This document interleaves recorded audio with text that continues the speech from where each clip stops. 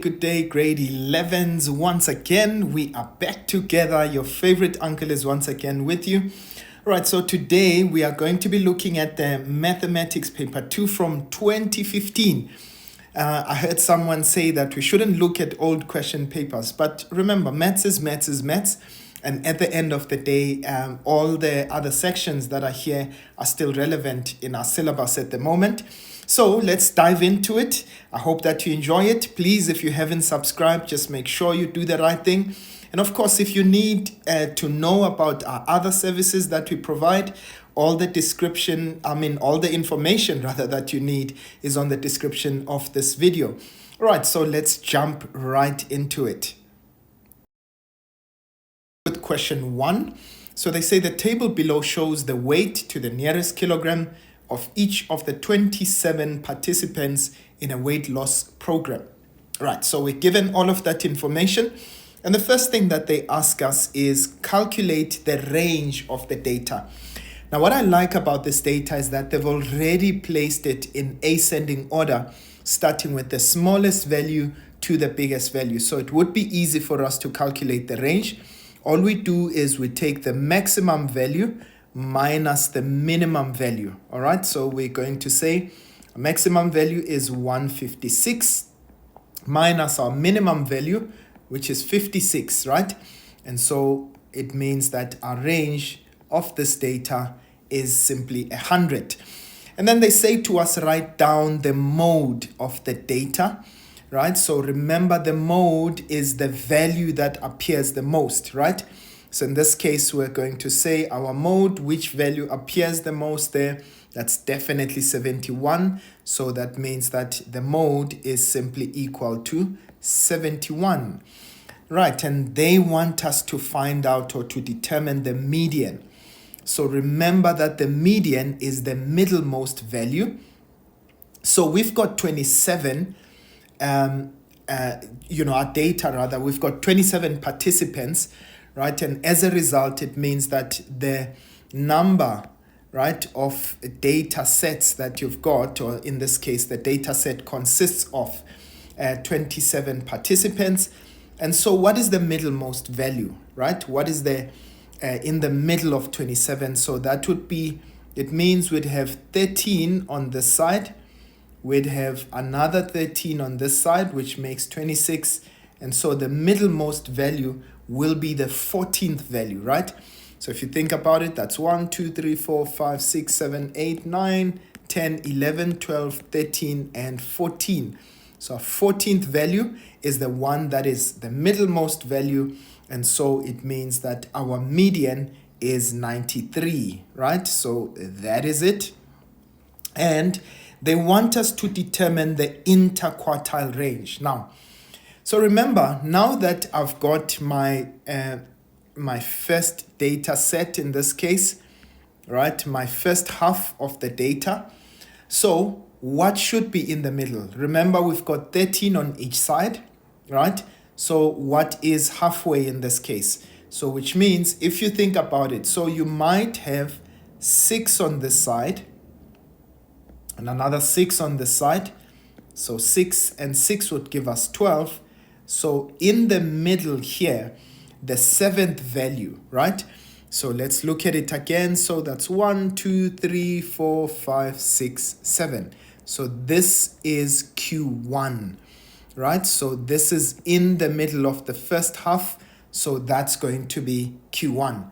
And now you go to the second half of your data. Perhaps let's use another color there, right? And again, right, you've got, in this case, 13 values that you've got. So in this case, it means that I'm going to again take the 7th from the one from my second half. So that's 1, 2, 3, 4, 5, 6, 7. So my Q3, right, is going to be that is 127. So to calculate interquartile range, right, I'll simply say that's Q3 minus Q1. And so that's 127. Okay, I don't have enough space there. So that's going to be Q3 minus Q1. I'm just trying to squeeze in. right? So that's 127 minus, in this case, we've got 82, right? So let's see what we will get there. So that's 127 minus 82, and we get 45. So which means our IQR is 45. Right, now they say to us, determine or use the information, right, provided in the answer book to draw a box and whisker diagram for the above data. Now, ladies and gents, remember, so the first thing we're going to do is to draw a number line, okay? And on my number line, I'm going to start with my minimum value, which is 56, right? So let me, just for the sake of trying to make this a little bit simpler, and I know that it's not really going to be the most accurate, so I'm going to actually make my data in tens. So let's start with 56, 66, 76, 86, 96, 106, right? And that's 116. That's going to be 126, 136, 146, as well as 156. That would be the last one, right? Actually, that should be right there. All right, so let's just try and keep to the same scale, right? So that's going to be 156 over there. Right, now ladies and gents, let's try and populate our data as much as possible. And I know I haven't really drawn it to an accurate scale. What you will try to do is actually follow a scale that is really user-friendly, right? Okay, so my minimum value in this case will be 56. So I'm gonna plot that there on my number line, right? And my maximum value is at 156. All right, now we said our Q1, right? You remember that we had our Q1 that we said is at 82, right? So our Q1 is at 82. So 82 should be somewhere here. That's our Q1 value. And we've got Q3 at 127. Okay, so it should be somewhere here. So this is our Q3 value. All right, and in this case, all that we are going to try and do, okay, so that forms our box. All right, so there we are. And in this case, it means these are going to be our whiskers. Right, so there we are. So there is our box and whisker plot. Right, now, remember, we need to also indicate what our median is. So our median is at 93. Okay, so our median is somewhere over there. So that is, okay, so maybe let's just put it over here. Okay, so this is going to be our minimum value. Okay, so that's minimum. And this is going to be Q1 over here. This is going to be Q3. This is Q2, also referred to as the median. Okay, so in this case, we can actually comment about the skewness of the data. I mean, looking at our box and whisker plot. Now, let's go to the next question. They say to us, determine the standard deviation of the data. So what we are going to do, ladies and gents, is that we're going to put this data now in our calculator, right? So remember, you go to mode, you choose stat, right? And in my case, I'm going to make sure that I choose the one variable calculation, right? So we're going to now put in all our data in this case. So that's 56. Okay, remember to put an equal to, that's 68, that's the second one, that's 69, that's 71. I know this is going to be very tedious, but we need to put in all the data that is given to us. So that's 82, that's 84. Okay, remember to press equal to every time you put a value. Right, the next one is 85. Okay, so we've got 88. We've got 89. We've got 90. We've got 92. We've got 93. Okay, 94. Right, and if you don't want to watch me putting in all of this data, you can actually just fast forward, okay, to the part where I get the answer. Right, so we've got 97 and we've got 99. Okay, so now let's go to the 102. Right, so we've got 102, we've got 103, we've got 127, we've got 128, we've got 134, 135, 137, 144, and the last one, which is 156. Now that is all my data. In this case, what I'm simply going to do, because now we want the answer, you say shift and you go to number 1 where it says stat, right? And remember, I'm looking for the one variable calculation. Okay, so in this case, okay, so shift, remember, I am looking for the calculation. Now, this tells me that my mean in this case would be 2662 over 27, right? We can calculate what that gives me. And that shows me that I've got all the 27 values, right? So there it is. I've got the standard deviation. So my standard deviation, we're going to actually calculate this. It is 2 multiplied by square root of 121,679, all of that divided by 27. Let's find out what that gives us. Right, so we've got that as our standard deviation. Look at that, we've got our mean, which is 2662 over 27. So our mean is 2662 over 27, right? And there is our standard deviation. Now let's quickly have a look at it. So now we're going to, okay, let me just clear all of that. So this is 2 multiplied by 121,679, okay, and this is divided by 27. All right, and I get a value there, which is 25.84. So that's 25.84. That is my standard deviation, ladies and gents. Right, and please, you can verify it in your calculators as well. Okay, if you're not sure about how to calculate this, please go and watch my stats video. Even though it might be written grade 12, it actually is relevant to grade 11. Okay, right, now that is our standard deviation. Okay, 25.84. Now they say the person weighing 127 kilogram states that she weighs more than one standard deviation above the mean, right? Do you agree with this person? Motivate your answer with the calculations.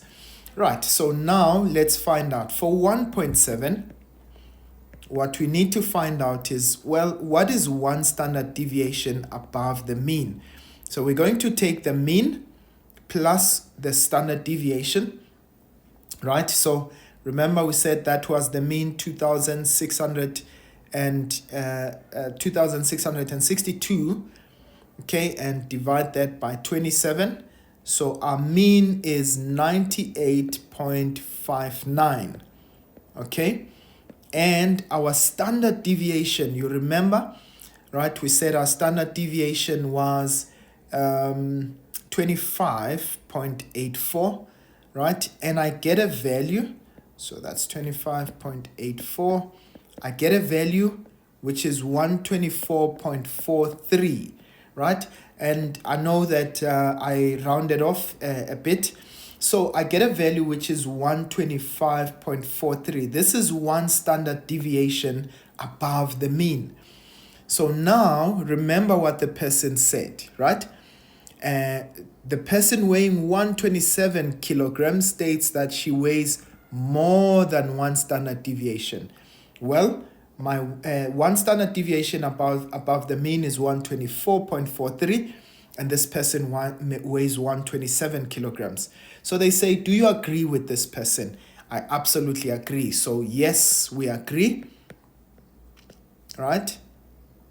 Yes, I agree. Right? And in this case, they say motivate your answer with the calculations. And that's exactly the calculation that I have. And you note that 127 is definitely greater than 124.43. And ladies and gents, that is really how the cookie crumbles.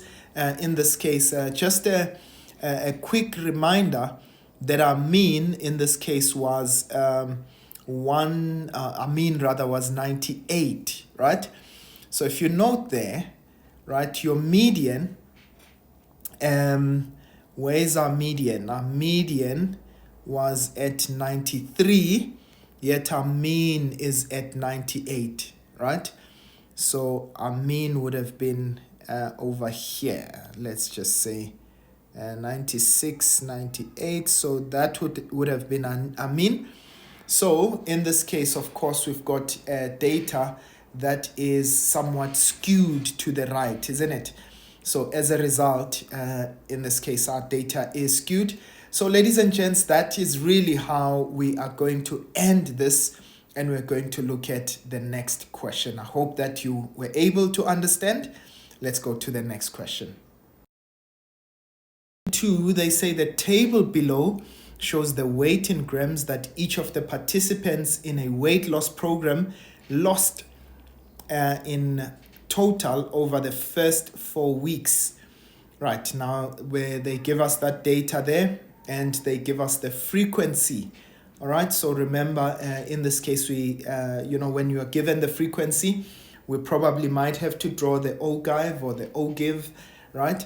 So they say to us, estimate the weight loss in grams of the average weight loss in grams of the participants over the first 4 weeks. Now, ladies and gents, when you have data, this is bivariate data, right? So we've got two forms of data in this case. Right, so what we're going to do is, firstly, we're going to find the middle value there. In this case, the midpoint of your range, right? So if we look at this, we are given there, first of all, between 1,000 and 1,500, right? What is the midpoint between those 2 points? That's going to be 1,250. This is going to be between 1,005 and 2,000. That's going to be 1,750. You can do that calculation by simply saying 1,000 plus 1,5, right? And you divide that by 2, right? Okay, so in this case, this is going to be 2,250. This is going to be 2,750. I'm sure you can see 3,250. This is 3,750, 4,250, and 4,750. Right, so these are all my midpoints of the values there, right? And then I want you to note we've got our frequency values there. And what we are simply going to do, ladies and gents, is that we are just going to multiply those midpoints by the frequency, and we divide by the total number of values. Now, what I always advise is that you always calculate your cumulative frequency on the side, right? So without even you being asked, that may be somewhat helpful for you. Okay, so I'm just going to take that. So now I'm just going to say 2 here, right? And then you say 2 plus 3 will give me 5, right? 5 plus the 3 will give me 8. 8 plus the 4 will give me 12, okay? And 12 plus the 5 will give me 17. 17 plus the 7 will give me 24. 24 plus the 2 will give me 26. And 26 plus the 1 will give me 27. Right, and that's my cumulative frequency values, right? Okay, now let's calculate the estimated mean. So how you calculate the estimated mean is that I'm going to take my midpoints, right, of my data and multiply it by the frequency value, right? So I'm going to say, right, in this case, okay, I'm just trying to remove this. So I'm going to say 1250, that's the first one, that's the midpoint, multiplied by 2 plus 1750 multiplied by 3. This is the value that I'm referring to. And the next one, plus, that's 2250 multiplied by 3 again, right? So that's the value. And I add 2750 multiplied by 4, that's the value, plus the 3250, okay, multiplied by the 5, plus we've got 3750 multiplied by the 7, plus I've got the, okay, so we've used this one, 4250, okay, multiplied by the 2 again, plus the 4750 multiplied by the 1. All right, so we have used all of those values, right? Now I take the sum of all of that and I divide by the total number, right? Or in this case, my cumulative frequency value. What you could have also done, this value here must be the same as the value here. When I add all of these values up, right, it must give me 27, which should be the same as the last value of my cumulative frequency. So I'm going to divide this by 27, okay? And I get 3009.25. Okay, so my estimated mean would be 3009.27. That is the estimated mean, and that's how you calculate it. All right, now they say to us, draw an Ogive, right? Calculate the cumulative frequency graph of the data on the grid provided. Unfortunately, I don't have that grid, but I'm going to try and, okay, let's try and draw ourselves a cumulative frequency graph there. Okay, now what I'm going to do is I'm going to start. Now remember, what you are going to do is when you draw the Ogive, you are going to take the values, the upper bounds in this case. All right, so what we're going to do is I'm going to have a value 1500 at 2000. I'm going to have another one at 2500, and so on and so forth. Right, so but before I even get to 1500, remember that's where we start. Okay, so I'm going to say, right, this is 1500, okay, and this would be at 2000. Okay, I'm going to have, I am going to have, right, so they will increase by, all right, I keep erasing for some reason. Okay, so 1500, I've got 2000, I've got 2500, I have 3000, okay, and I've got 3500. I think that was the, okay, up until 5000. Okay, and apologies, I'm gonna have to just write over these words, right? So that's 4,000. Okay, so I won't be able to fit all of that in there. Okay, so I'm gonna have to shift my graph a little bit. Okay, let's just draw the graph over here. And so we said that's 1,005. That's 2. That's 2,005. That's 3. That's 3,500.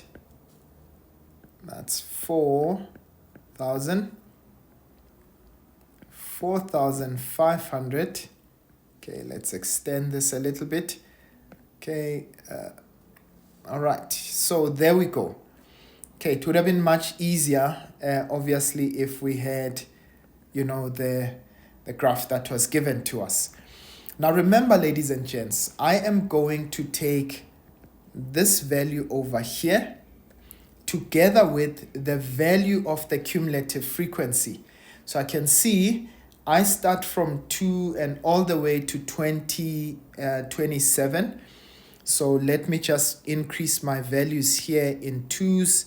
So that's 2, 4, 6, 8, that's 10, 12, 14, 16, 18, and 20, 22, 24, 26, 28. Now, ladies and gents, I know that my graph is really not going to be the best. Okay, that's 2, 4, 6, that's 8, that's 10, 12, 14, 16, 18, and 20. Okay, I've got 22, 24, 26, 28. All right, now let's start with our very first one. Okay, now at 1,005, right, the first value that I have is 2. Okay, so at 1,005, the value I have is 2 over there, right? And then at 2,000, the value is 5.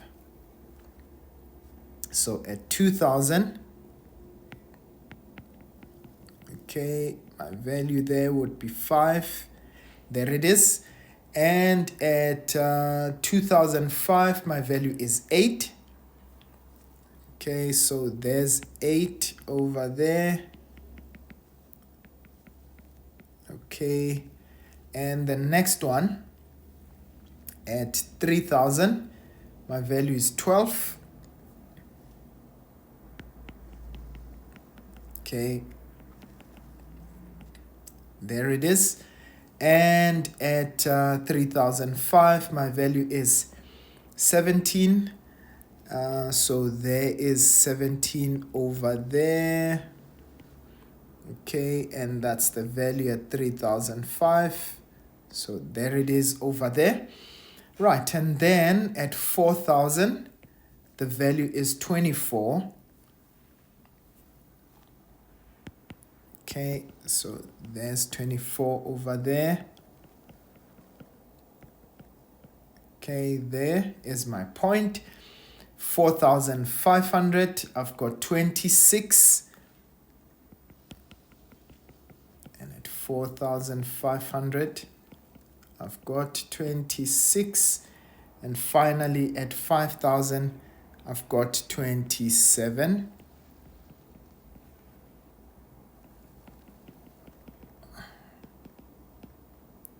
All right. Now, of course, what I always do is just to extend it so that my graph starts at 0, okay? And our S-curve would look something like this, okay? Right, of course, as I did say that it would look much better if it's not a straight line graph. So usually your cumulative frequency graph looks something like an S-curve. Right, so in this case, of course, you're going to try your best to try and fit it into the graph that is given to you. Right, so now we've drawn up cumulative frequency. They say to us the weight loss guarantees a loss of 800 grams per week if a person follows the program without cheating, right? They say, hence, determine how many participants had an average weight loss of 800 grams or more per week over the first 4 weeks. Now note this is 800 grams per week. So meaning over the period of 4 weeks, what would it be? Right, so I'm going to take 800 grams multiplied by the 4 weeks. Okay, so let's multiply that. So 800 multiplied by 4, that gives me 3,200. Okay, so now what you would do, ladies and gents, is you would go to your graph and find out where is my average loss of 3,200. So I'm going to estimate it over there, right? So that's 3,000, between 3,200 and 3,500 rather, 3,000 and 3,500. So just slightly to the left, that would be 3,200. So let's estimate it over there. So there is the value. I'm just going to shift it just slightly to the left again. Okay, so all right, so there again I made an error. Right, so let's go. So there it is at 3,200. Now what's my corresponding y value in that case? So if I take my ruler, and in my ruler let's find a value that corresponds to that. That looks like somewhere at 15, right? And of course my graph is not really too accurate, but you can check. Oh, oops, it's made it at 16, but you can see, ladies and gents, it's actually just below that value there. So I would say at 15, shall we? Right, I keep making this error. Right, so it would be at 15. So in this case, I'm going to say, well, anyone from 15 upwards is above that 3,200. So this value here would be 3,200. So I'm going to say anyone that is from 15 above rather is actually above the 3,200 that they were talking about. So how many people would that be, right? So I'm going to say, well, that's going to be 27. That's the total number of people minus 15, right? And in that case, what would that give me? So that's 27 minus the 15. That would give us 12. And of course, ladies and gents, my value might be slightly different because my graph is really not the best in terms of accuracy. You can actually check that again and see if you get a similar value. If you do have that table, please do use it so that your graph can be even more accurate. So which means anyone between this point and here, right, that 15 mark, then we know that they have actually exceeded that 3,200. Ladies and gents, this is where we're going to leave this, and I hope that you are able to understand. And of course, if you are still having a bit of a challenge in drawing these type of graphs, again, I'm going to send you to my stats videos, right, where you are going to see how to apply this more effectively. Let's go to the next question. Let's look at question 3. They say in the diagram, we've got A, which is -2 and 3, C, which is 10 and 15, D, and which is 5 and -1 are the vertices of triangle ACD. Right? They say that CA intersects the y-axis and F, and CA produced cuts the x-axis in G. Right, and please note that when they say to us it's produced, they simply mean it is a straight line, it makes a straight line, right? So they say to us the straight line DE is drawn parallel to CA, and CFO is equal to alpha. Right, now let's quickly have a look at it. So they said to us, calculate the gradient of the line AC. Okay, so if we look at AC there, so I'm going to just quickly change my color. So the gradient of the line AC, right? So we're going to say y2 minus y1 divided by x2 minus x1.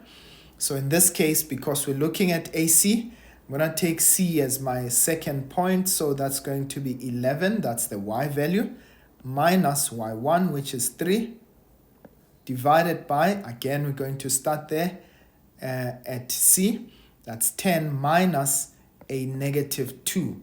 So this is 11 minus 3, that would give us 8, divided by 10 plus 2, which is 12.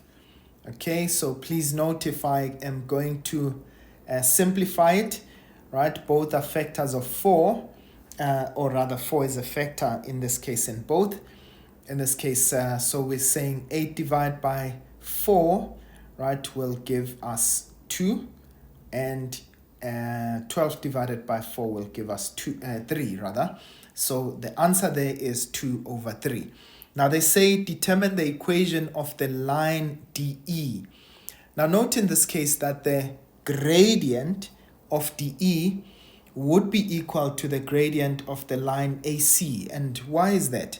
Because in this case they are parallel. So remember that every time we've got parallel lines, that their gradients should be equal. Right, so in this case we've got 2/3. So the equation should simply be y is equal to 2/3x plus c. But now how do we get the c value? We're going to just substitute one of the points that the line DE passes through, and that's the point D. So we know that when y is -1, right, x is 5. And so in this case, I'm simply going to say, well, that's 2/3 multiplied by 5, that will be 10/3.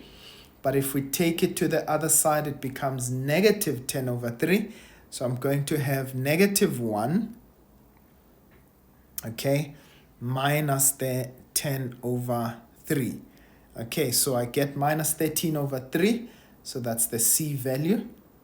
So C is -13/3. Now what is the equation?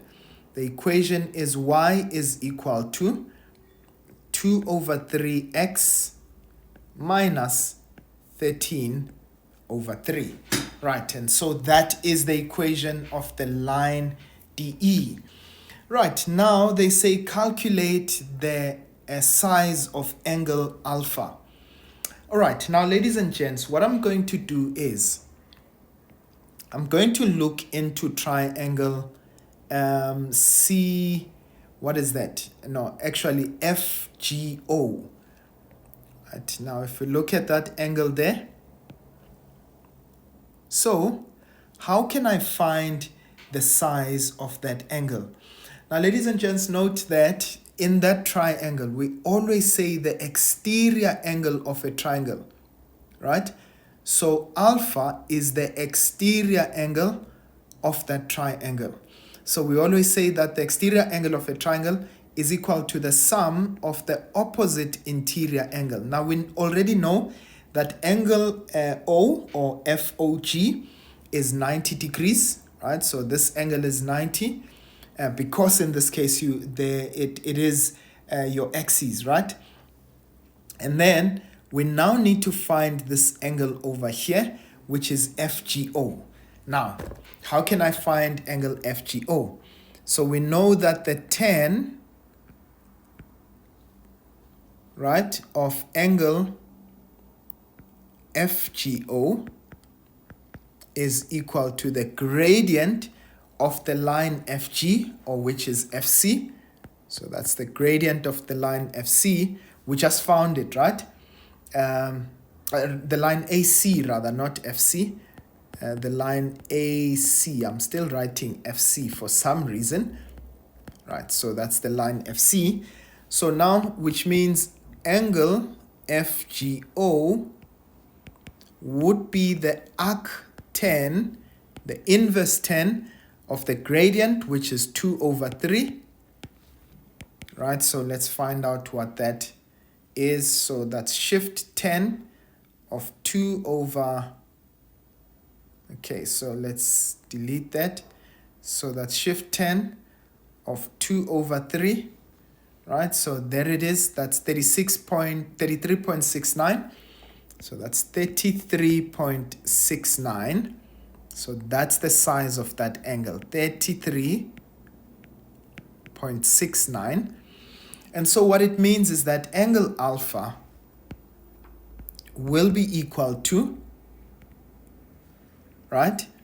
We said alpha is angle G or FGO plus angle O, which is in this case the intersection of our axes. So that is going to be 90 or 33.69 plus 90. Right, so in this case, this will give us 123.69 degrees. And that's the size of angle alpha. So we said this is 123.69. Right, please verify that, ladies and gents, and please remember your theorem when it comes to angles. I should have said here exterior angles on a triangle. So this is exterior angles of a triangle. Right, now let's go to the next question. Now they say B is a point in the first quadrant such that A, B, D, E in that order form a rectangle, right? They want us to calculate giving reasons, the coordinates of M, the midpoint of BE. Now, let's take our line BE. Okay, so firstly, they said ABDE. Okay, ABDE. All right. Okay, so I want to just find that line there. So ABDE, they said in that order must form a rectangle. And remember that they said B is a point in the first quadrant. Okay, so B must be in the first quadrant. Okay, so if we say B is over there, right? So we know that it must actually form a rectangle. Okay, so there it is over there. All right, so there's our rectangle. I know that it's not really in terms of the best. That is really not the best, right? Now they told us that actually this forms a rectangle, right? And what do we know about the properties of a rectangle? Now they said to us we must find the coordinates of M, which is the midpoint of BE, right?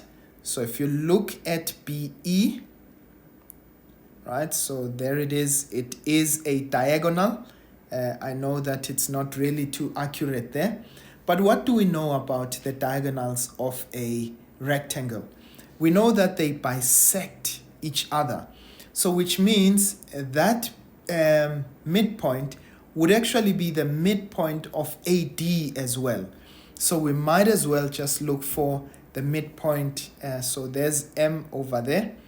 So if we look at M, the coordinates of M are going to be, right, let's start with the x coordinates. That's going to be -2 plus 5 divided by 2. So I'm taking the x coordinates at A, x coordinates at D, right, divided by 2. And then again for the y, what are we going to have? We're going to have y coordinates at A, which is 3, plus another y coordinate at D, okay, and this is divided by 2. Right, so then what do we get? We've got -2 2 plus 5, which is 3. So that's 3 over 2. And we've got another one there, which is 3 minus 1, which is 2 over 2, which is 1. All right, so that is our coordinates at M, right? So M should be the point 3 over 2 and 1. Okay, right, and now they say to us the length of diagonal BE, right? Now note yet again, what do we know about the diagonals of a rectangle? We know that they are also equal. So BE should actually be equal to AD. So we can actually find, okay, so BE is equal to AD. And we can say that these are the diagonals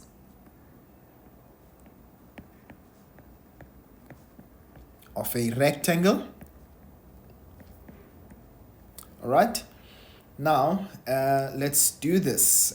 So we know we've got, okay, let's find BE, is it?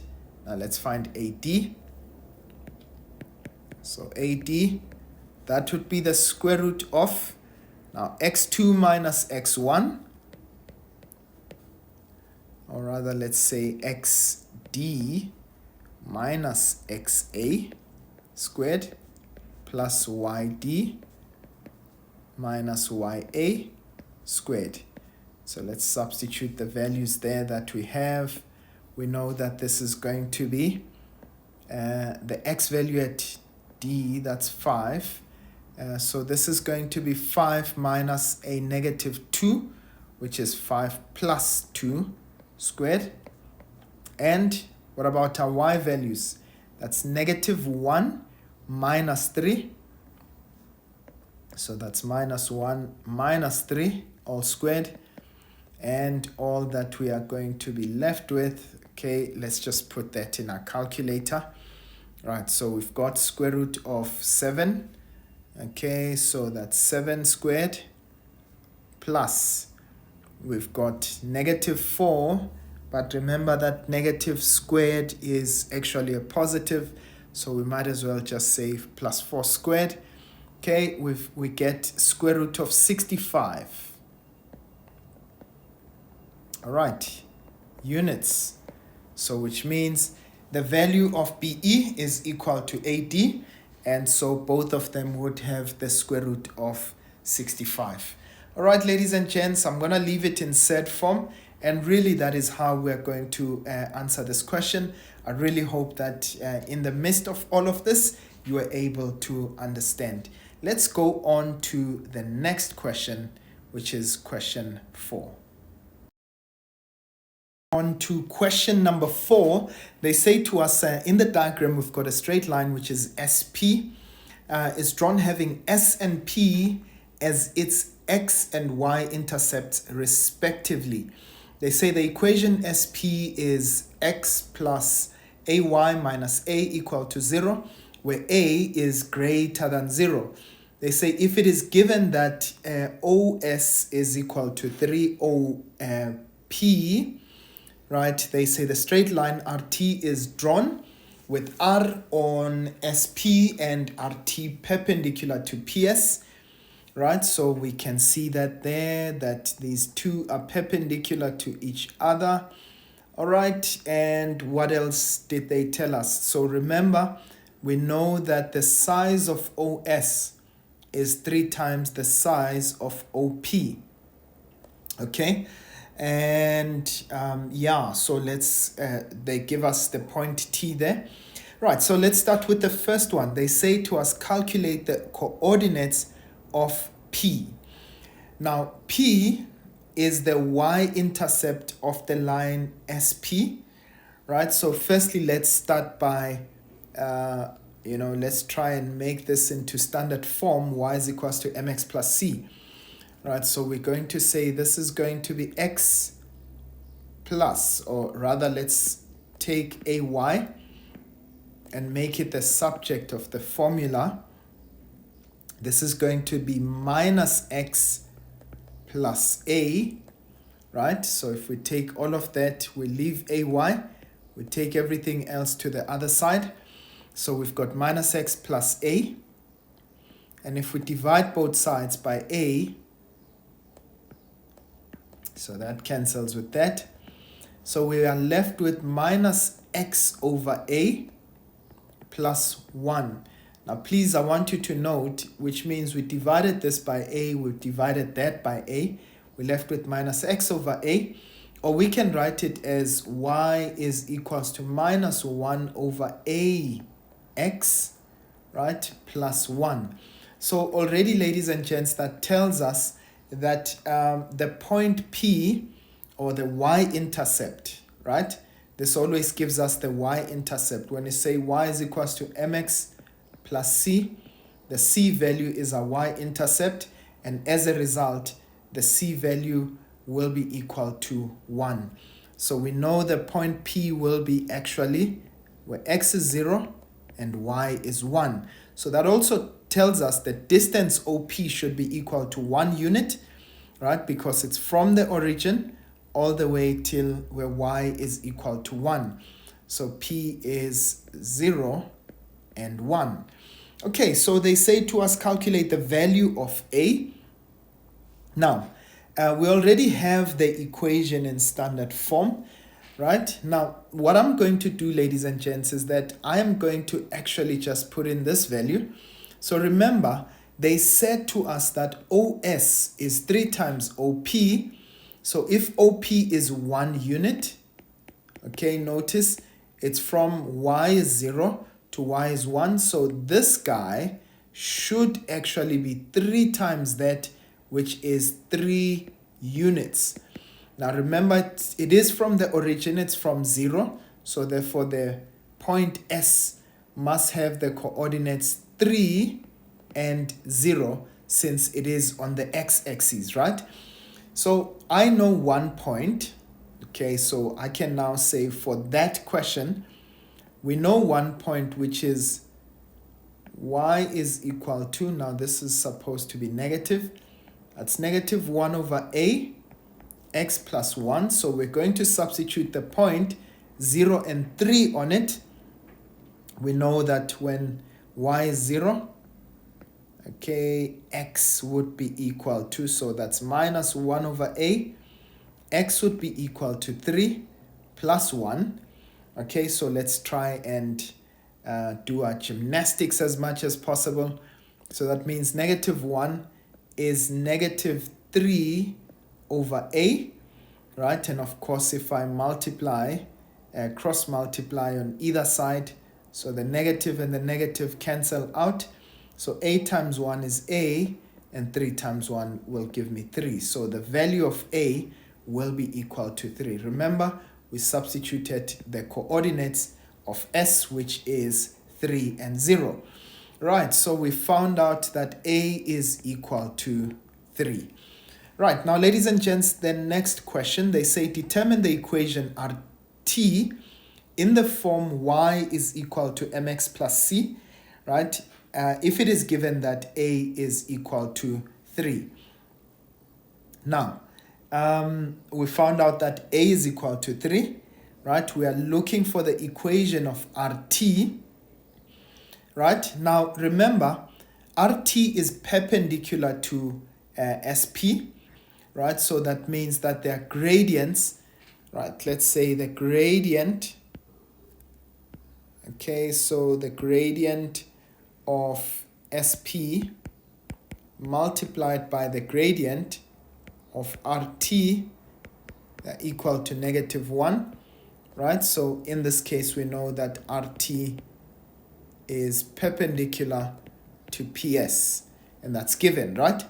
So therefore, the gradient of RT, now that we found that A is 3, right? So we know that the gradient of RT, so which means the gradient of that line SP would be negative 1 over 3, right? So remember, which means that the line SP would be minus 1 over 3 x plus 1. So which means now the gradient of RT should be actually equal to 3. So remember that when lines are perpendicular, the product of their gradients should give us -1. And what that means is that you'll take the inverse of the other gradient and you'll change the sign of it. Right, so we've got a point that we know there. Actually, we know what already the the y-intercept is. So therefore, it means that the equation of RT would be y is equal to 3x, right? And there's our y-intercept, right, where x is equal to 0. So this is -5 and 2/3. I hope that makes sense, guys. You could have substituted the point t, where x is 0 and y is -5 and 2/3. You'll see that you get to exactly the same thing. So now we've got y is equal to 3x minus 5 and 2/3. Actually, let's write that.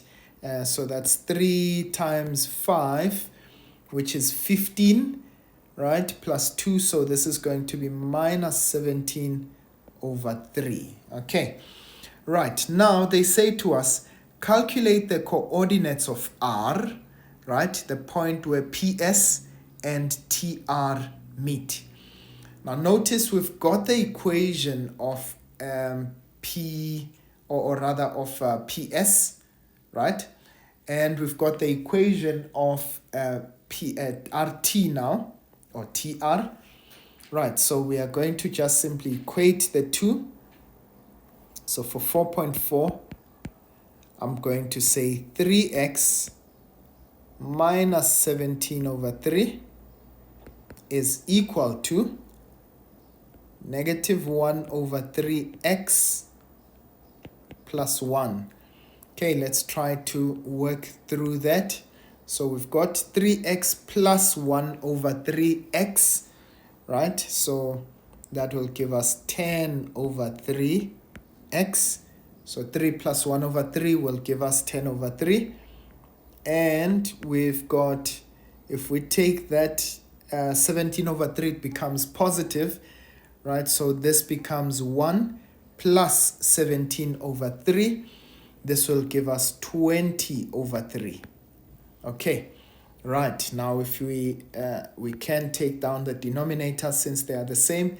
So 10x is equal to 20, and which means 10x equal to 20. Sorry, if I divide by 10 on either side, so x would be equal to 2. So they intersect at the point where x is equal to 2, but remember, we're looking for the coordinates of R. So what I'm going to do is I am going to find the other point at the y value, and we can do this by substituting in any of the two equations. So y is equal to -1/3 times 2 plus 1. Okay, so that's -2/3, right, plus 3/3, so that will give us 1/3. Right, so in this case, what do you have? You've got the coordinates of R as 2 and 1/3. Right, there was nothing wrong if you decided to substitute it there. You would get exactly the same thing. Right, and now they say to us, calculate the area of triangle PRT if it is given that R is 2 and 1/3. Now note, they are already giving you that R is 2 and 1/3. Now, how do we get the area of a triangle?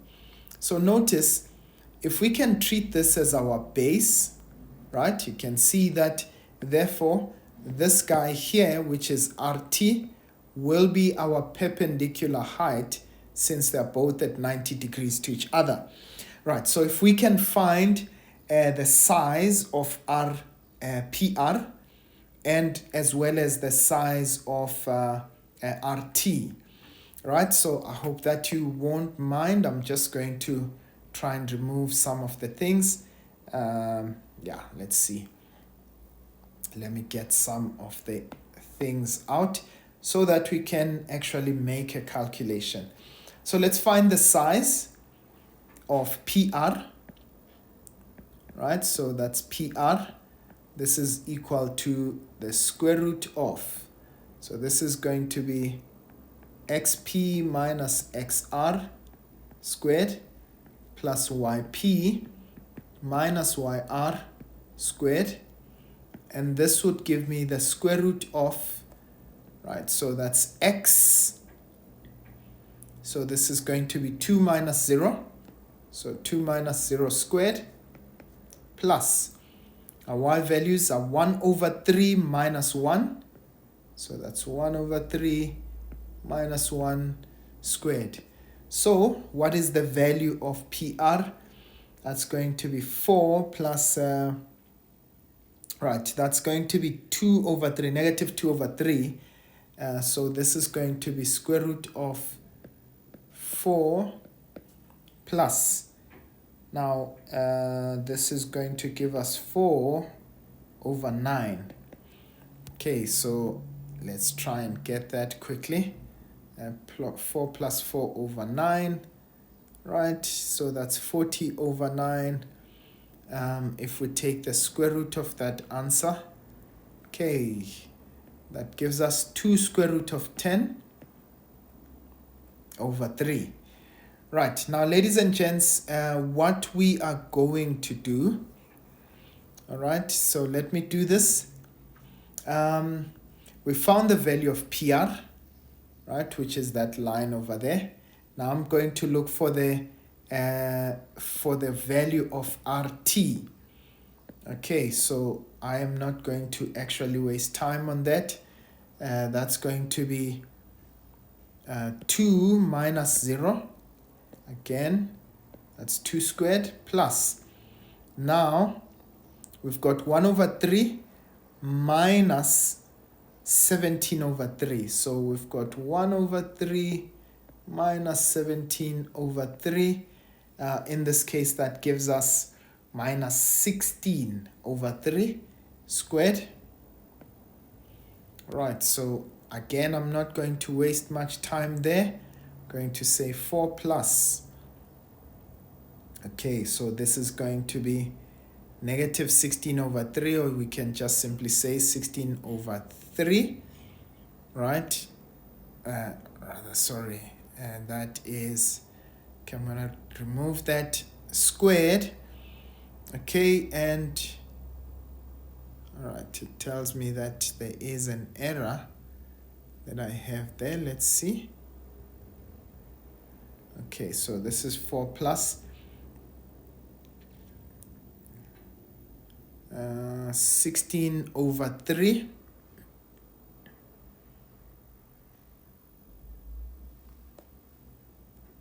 Okay, and we square that.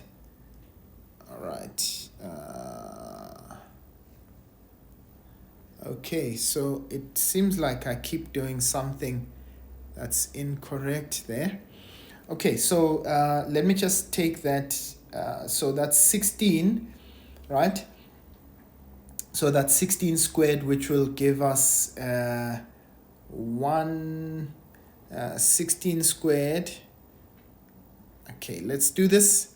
16 squared, that's 256 over 9. So let's just add that up.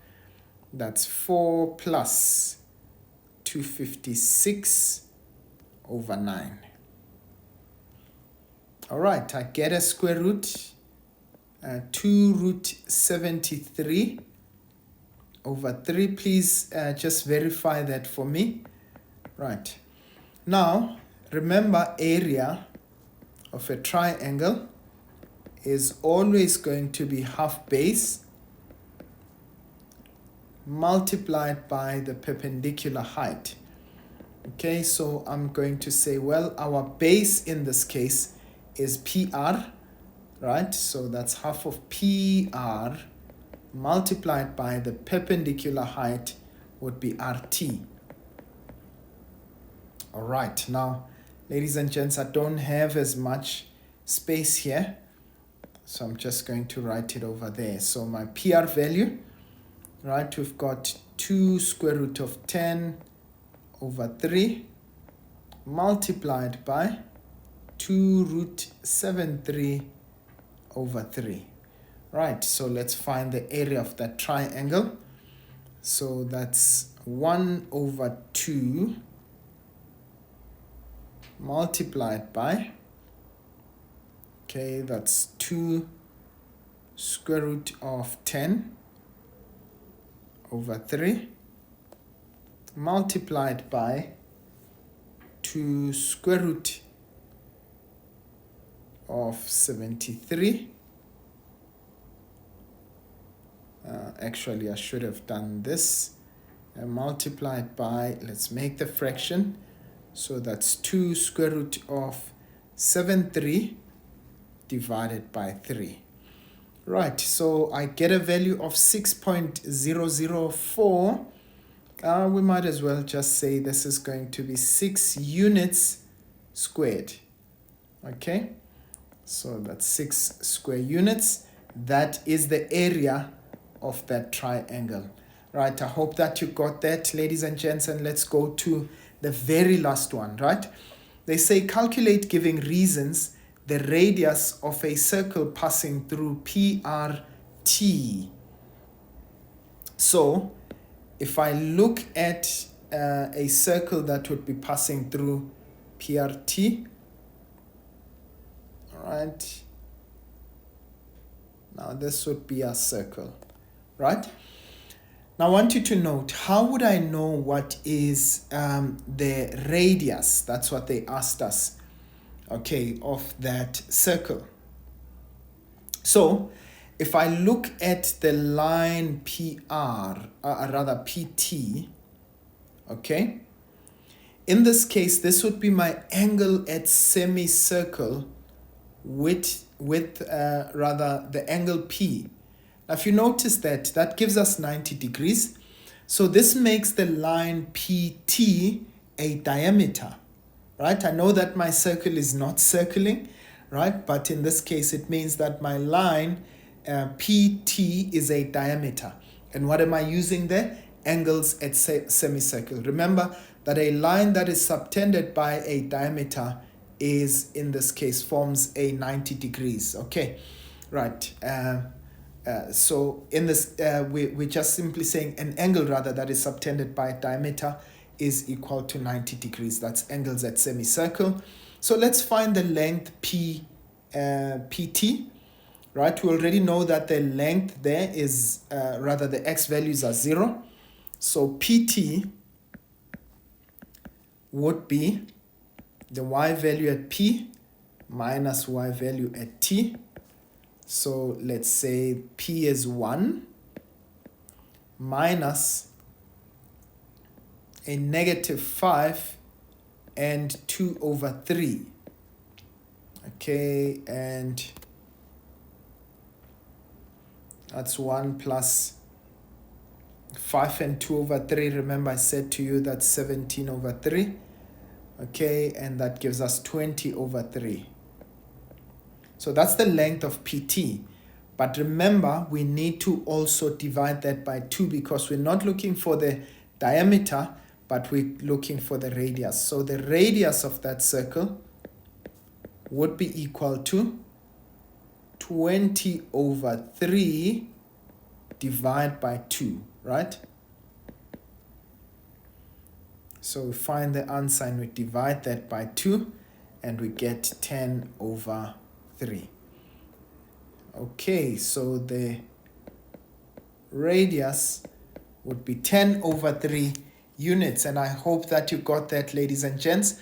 Remember that, if we don't know our Euclidean geometry at this stage, it would be really helpful for you to know that by now. Okay, right, let's go on to the next question, all right, which is question 5. Start with question number 5. So they say in the diagram below we've got P, which is x and 24, right, which is a point such that OP, so meaning that the length of this line here is 25, okay, and they say ROP is beta, where beta is an obtuse angle, right? So they say calculate the value of x. Now notice, ladies and gents, that we can actually make this into a triangle, if you look at it. So we know that the value of the y value is 24. Okay. And we know that the r value, meaning the distance of this line, is 25 as it's given. Okay. And so all that we are left with is to know what the x value is. Okay. Now what we're going to simply do is just use the Pythagorean theorem. Okay, so we know that x squared plus y squared is equal to r squared.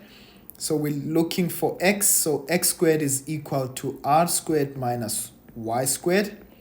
That's going to be 25 squared minus 24 squared, right? And so this will give us 25 squared minus 24 squared. That gives us 49, and the square root of 49 is actually, so square root of 49, that would be plus or minus 7, right? But in this case, notice this is in the second quadrant, so that means that x would be negative 7. Now they say to us, determine the value of each of the following without using a calculator. Right, so now we're going to look for the sine of beta. Now remember that sine is, in this case, y over r, okay? Or you can say opposite over hypotenuse. So y over r, that is our y value is 24, and our r value is 25, and that's a sine of beta.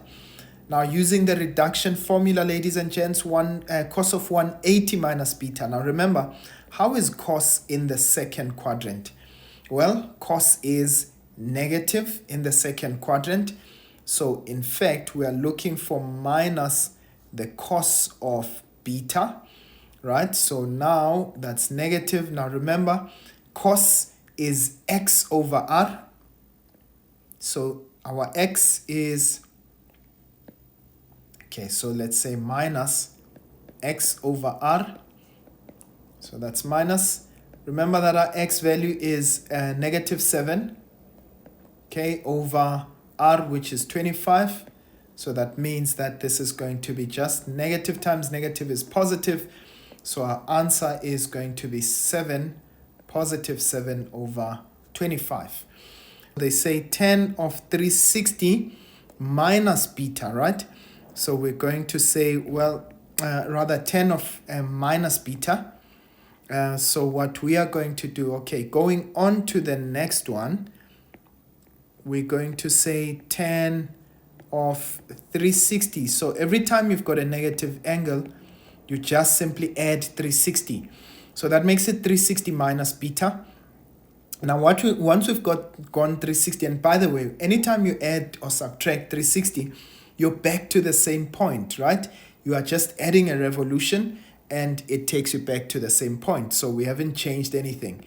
So 360 minus, that's in the fourth quadrant, right? Please note, if you have not watched my videos on this section, please do so urgently.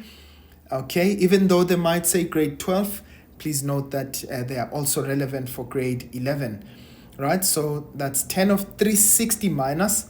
That will give us, 10 is negative in the fourth quadrant. That's negative 10 of beta. So that's minus. Now note in this case, what is 10, right? That's y over x.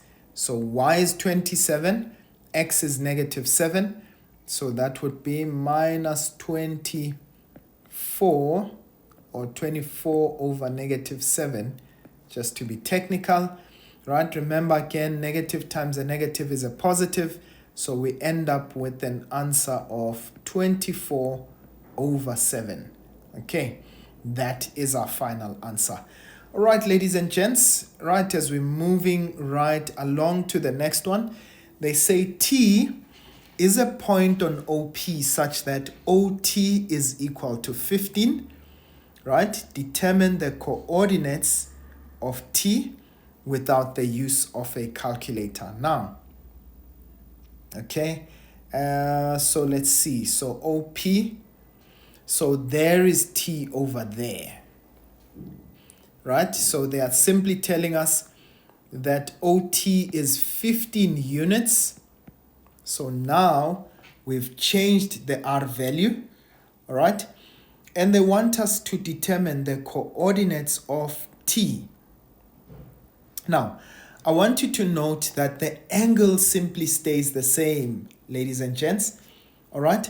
And so what it means is that you are now introducing just a line that is here.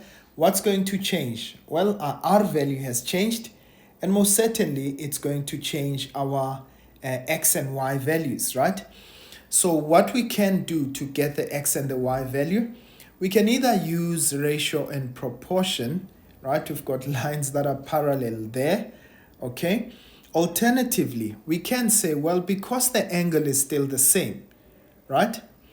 The sine, okay? So sine of beta is equal to, I'm going to use X over R, right?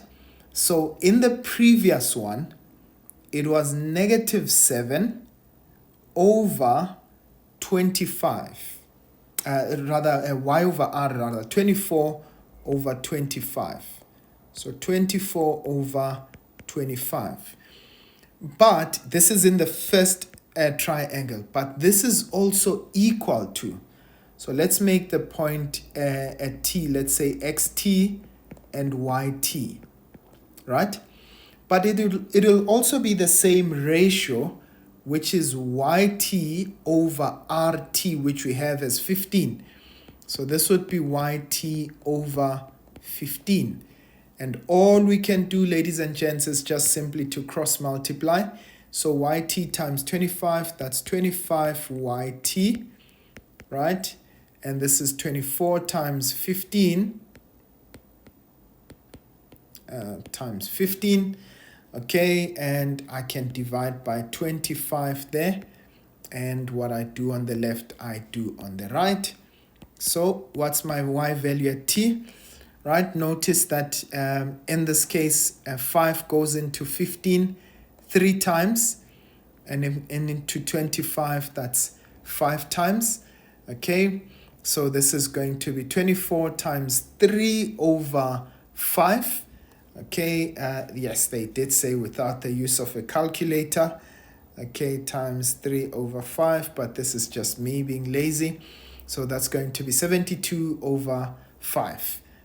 Okay, so that's 72 over 5. Okay, but we're going to do the same as well for the for the X value. So that means the cos of beta is going to be X over R. Our X value for the bigger triangle, we found that to be -7, okay, over our R is 25.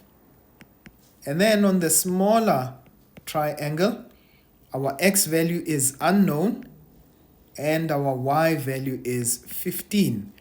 And again, we're going to just simply cross multiply there and say, well, we've got 25x, right, equal to 7 times -15 minus 7 times 15, right? And again, we divide by 25, ladies and gents, and there we go. We've got x is equal to, again, this is going to be 5 and that's going to be 3, right? So that's -7 times 3, which will give me -21 over 5. And so that means that the coordinates of t are equal to, we said, -21 over 5 as well as 72 over 5. All right, and that's how I'm going to leave it there, right? I hope that you were able to follow on. Right, and now the next one, they say to us, determine the value of the following expression. Right, so we're going to simplify that. Right, now the first thing that we always do, ladies and gents, is that you always try to express in terms of cos and sine So what I'm going to do is I'm going to change that 10 squared in the numerator as well as in the denominator to be 1 plus.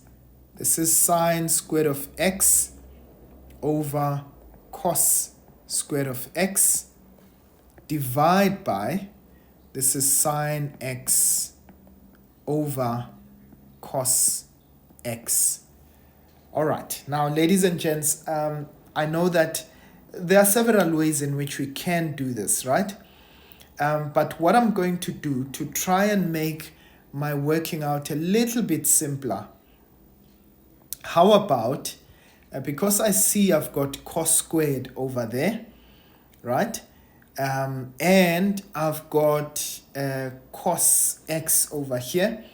So if I can multiply both the numerator and the denominator by cos squared of x, right? What I do at the top, I do at the bottom. So this is the same as multiplying by 1, right? So now in the numerator, what do I have? I've got 2 cos x. Actually, I wrote 2 cos x. This is 2 sine x cos x. So this is 2 sine x cos x. Now notice in this case, the cos squared of x plus times 1 will give me cos squared of x, right? Plus, on this one, cos squared of x times sine x over cos squared. Remember, the cos and the cos will cancel. And in this case, I'm left with sine squared of x. Now let's go to the denominator.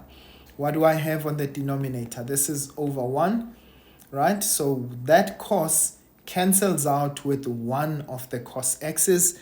So I'm left with sine x times cos x.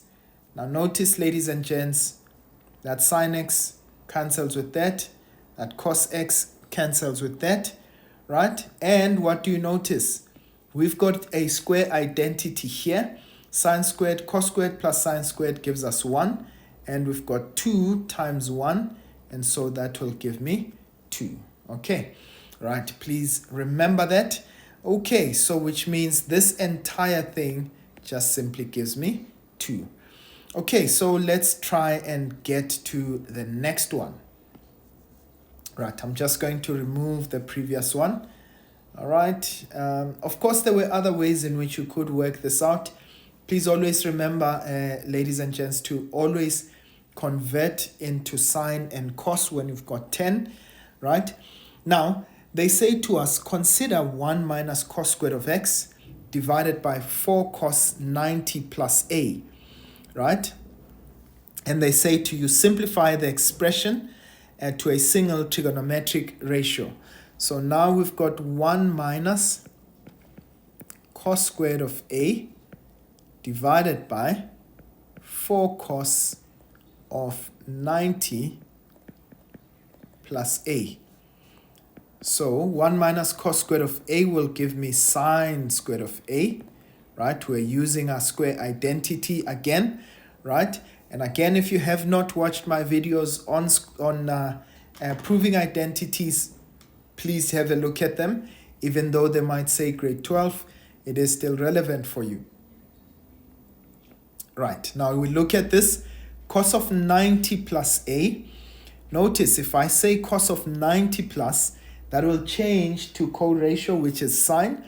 But now how is cos, right? Where is 90 plus a? That's in the second quadrant.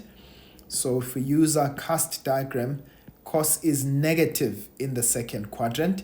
So this will be negative, but it changes to co-ratios. So this is right. So that's sine of a.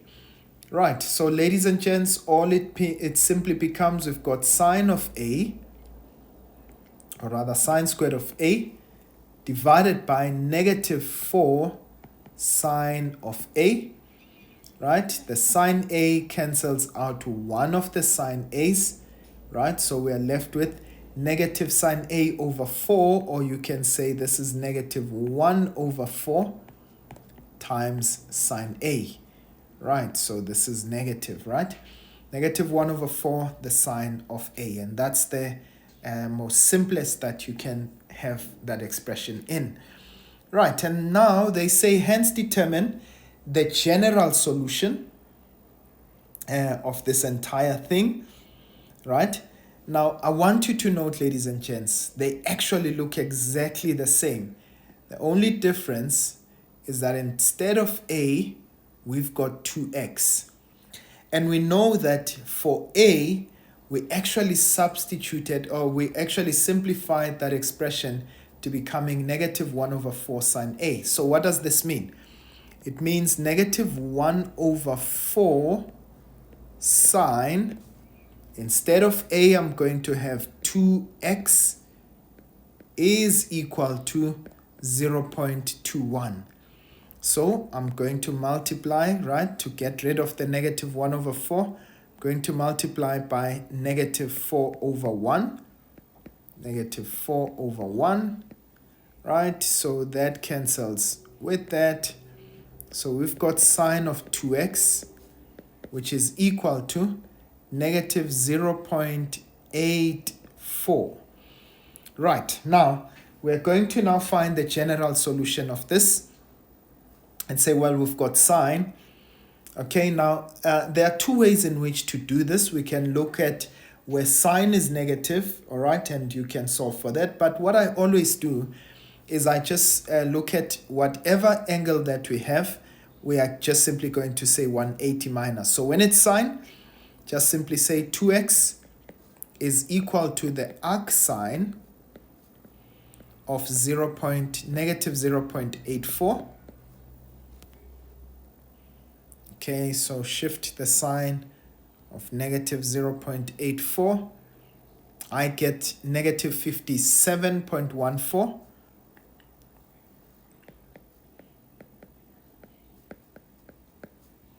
Plus K 360. Right, so that's 2x. Where K is an element of integers.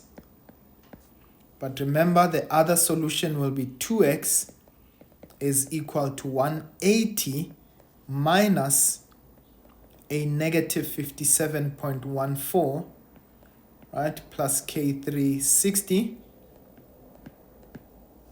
All right, and so we divide everything by 2. So that means that x will be equal to, if I take that value, divide that by 2, that gives me negative 28.57 plus K360. All right, and please remember K is an element of integers.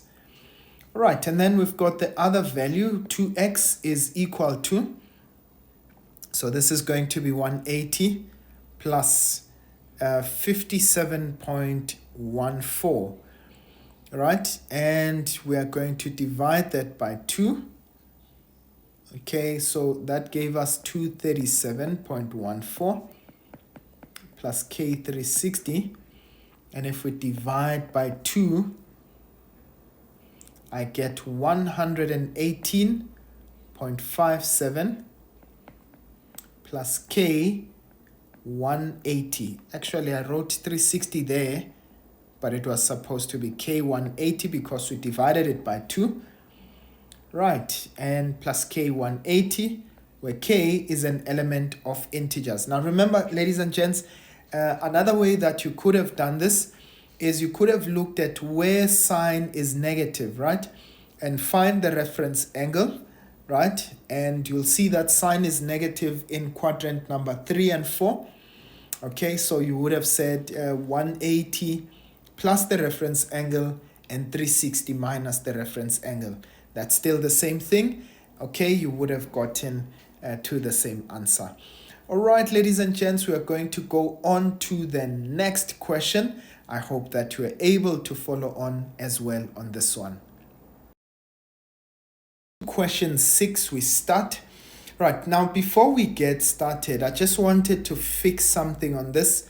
I can see they made a mistake on this graph. Can you see that we've got the values here? We start from 0 now, y values. We've got 2 and then 1. Actually, these should be swapped around. So what we need to do here is that this value here needs to be 1. And that value there is actually 2. Okay. Right, and to verify that that is true, look at this one. This is -1, and 2 steps later, that's going to be -2. So please do note there.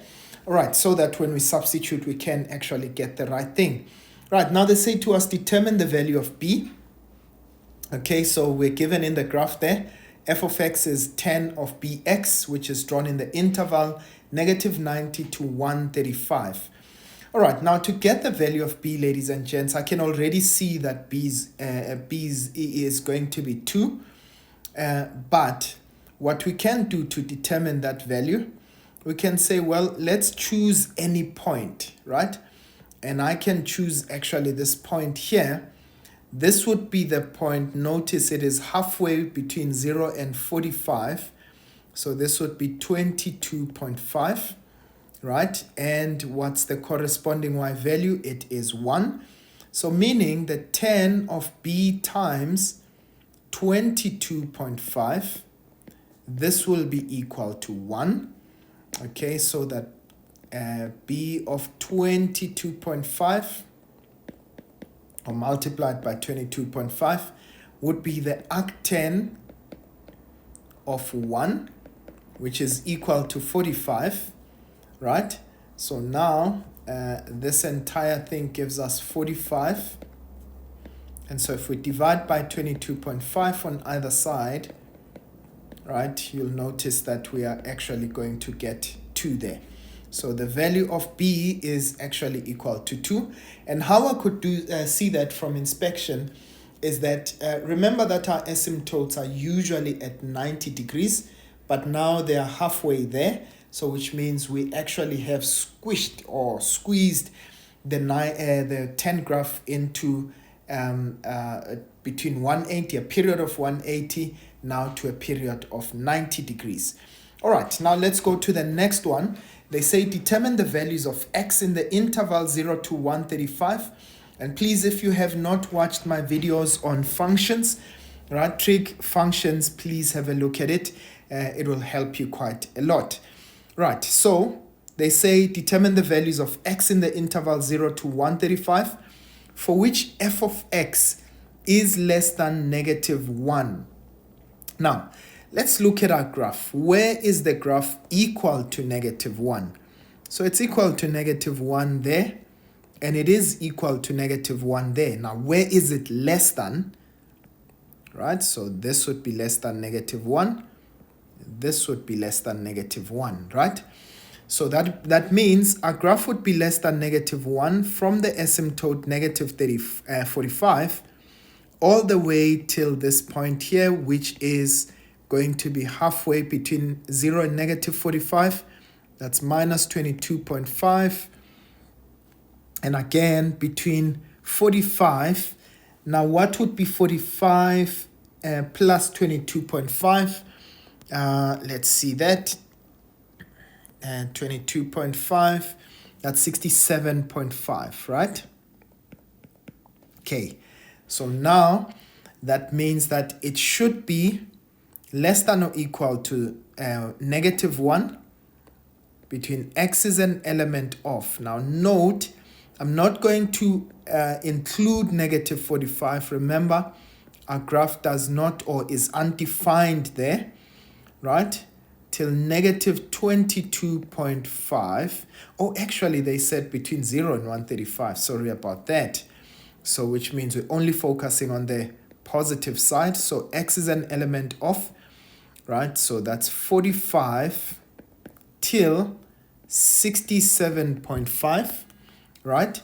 So 67.5, we are going to include that because it is equal to 1 there. Another way of writing this, you can actually say x is less than or equal to 67.5, but it is greater than 45. And please note that 45 is not included. So this is essentially another way of writing the same thing. Right, now they say to us, the graph of h is defined as h of x equal to 10b of x plus 55. So what are they doing? They are shifting the graph that we have by 55 degrees to the left. So please remember, when you've got plus there, it means we are shifting it to the left. I know it is counterintuitive, but we are shifting it to the left by 55 degrees, right?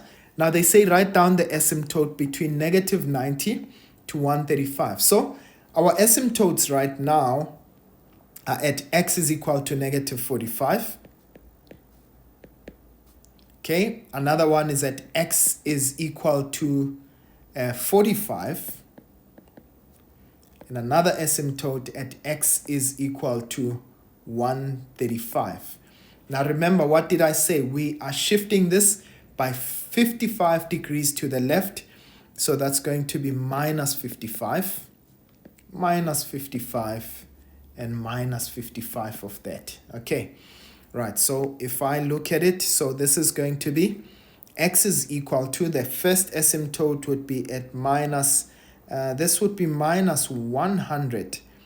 But now remember, this is not going to be applicable because we're looking at the interval negative 90, right? So this is not going to be applicable. So we're going to have 45 minus 55. This is going to be negative 10. Okay. And the last one would be x 135 minus 55. So this would be, I think this would be minus 80, isn't it? Minus 80, right? Please just verify that with me. 135 minus 55, definitely that is 80. Actually, I'm not sure why I said minus 80, but it is 80. So x is equals to 80. Now, if we wanted just to check if the other one will fit, right? So look at our asymptotes. The distance between them would actually be 90 degrees, isn't it?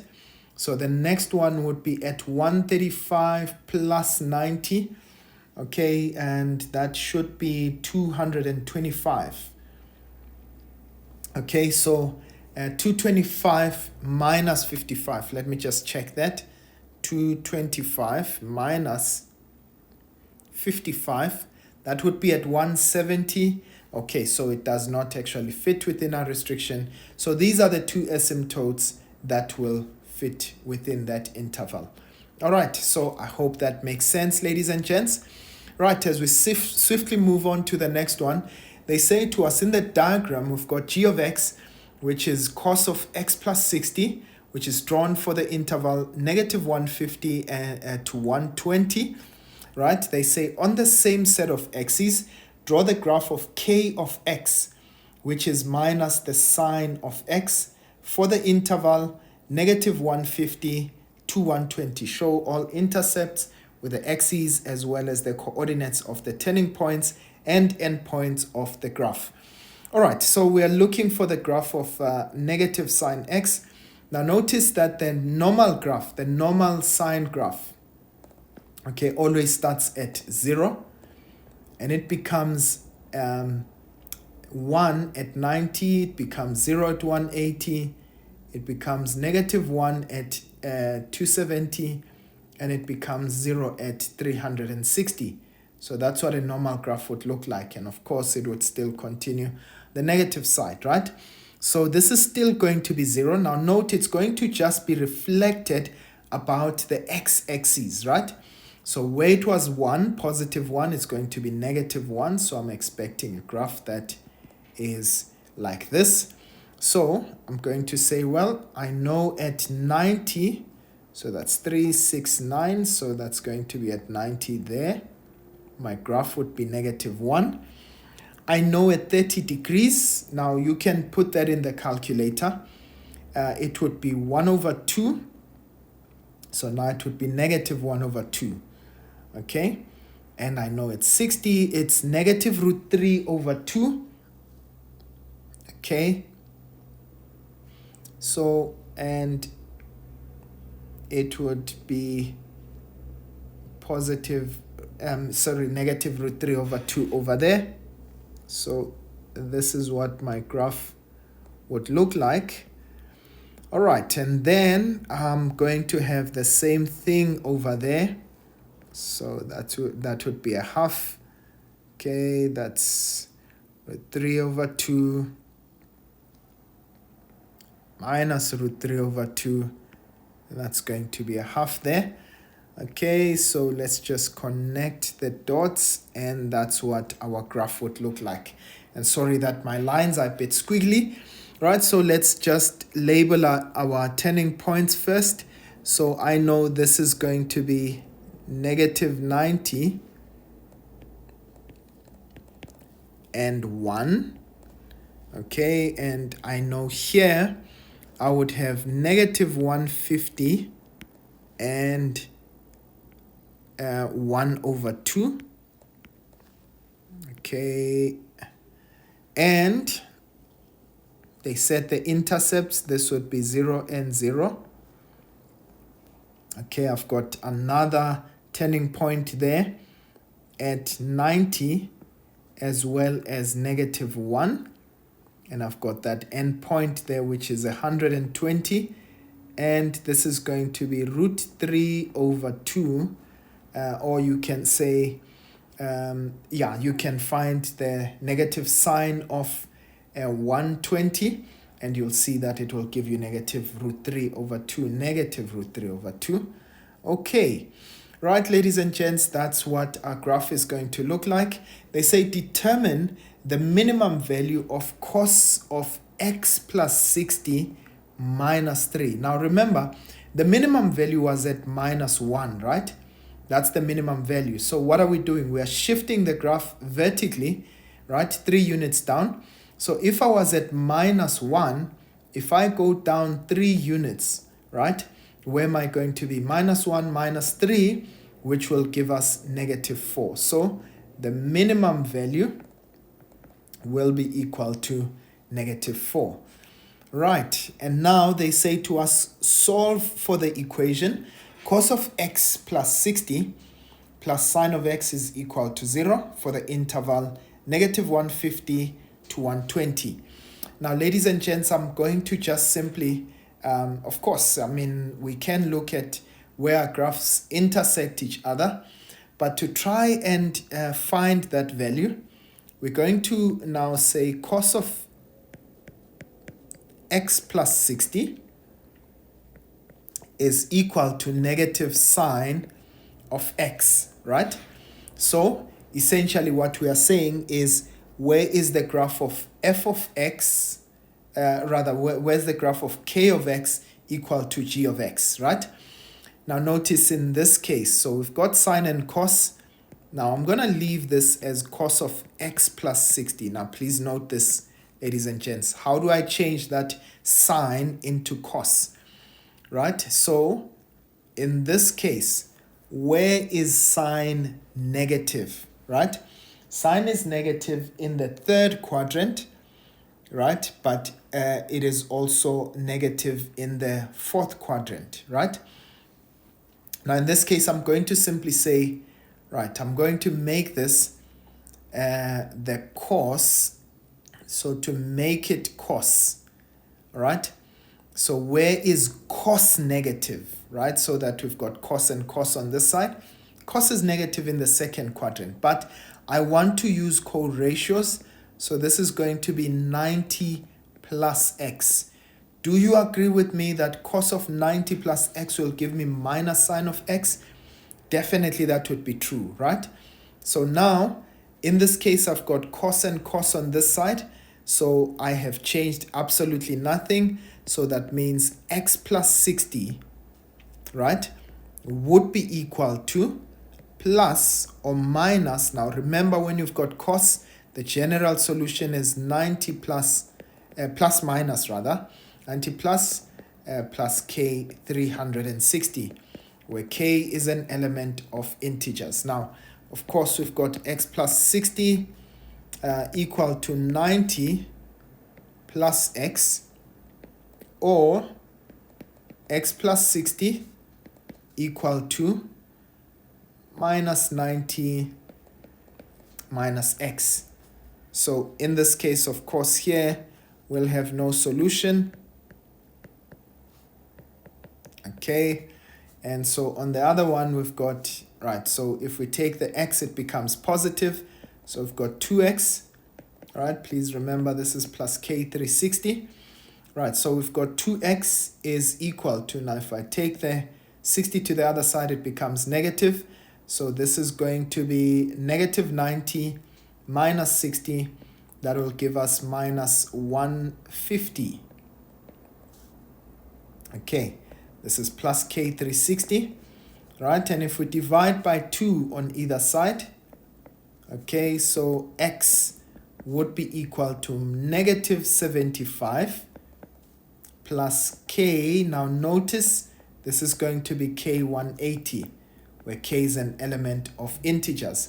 Now remember, they gave us an interval, so we're going to have to find out where is this applicable for the interval minus 150 to 120, right? So now if we say k is 0, right, we're going to have x is equal to negative 75. Right, now if we say k is 1, that would be 180 minus 75. Okay, that gives us 105. Is that still within the interval?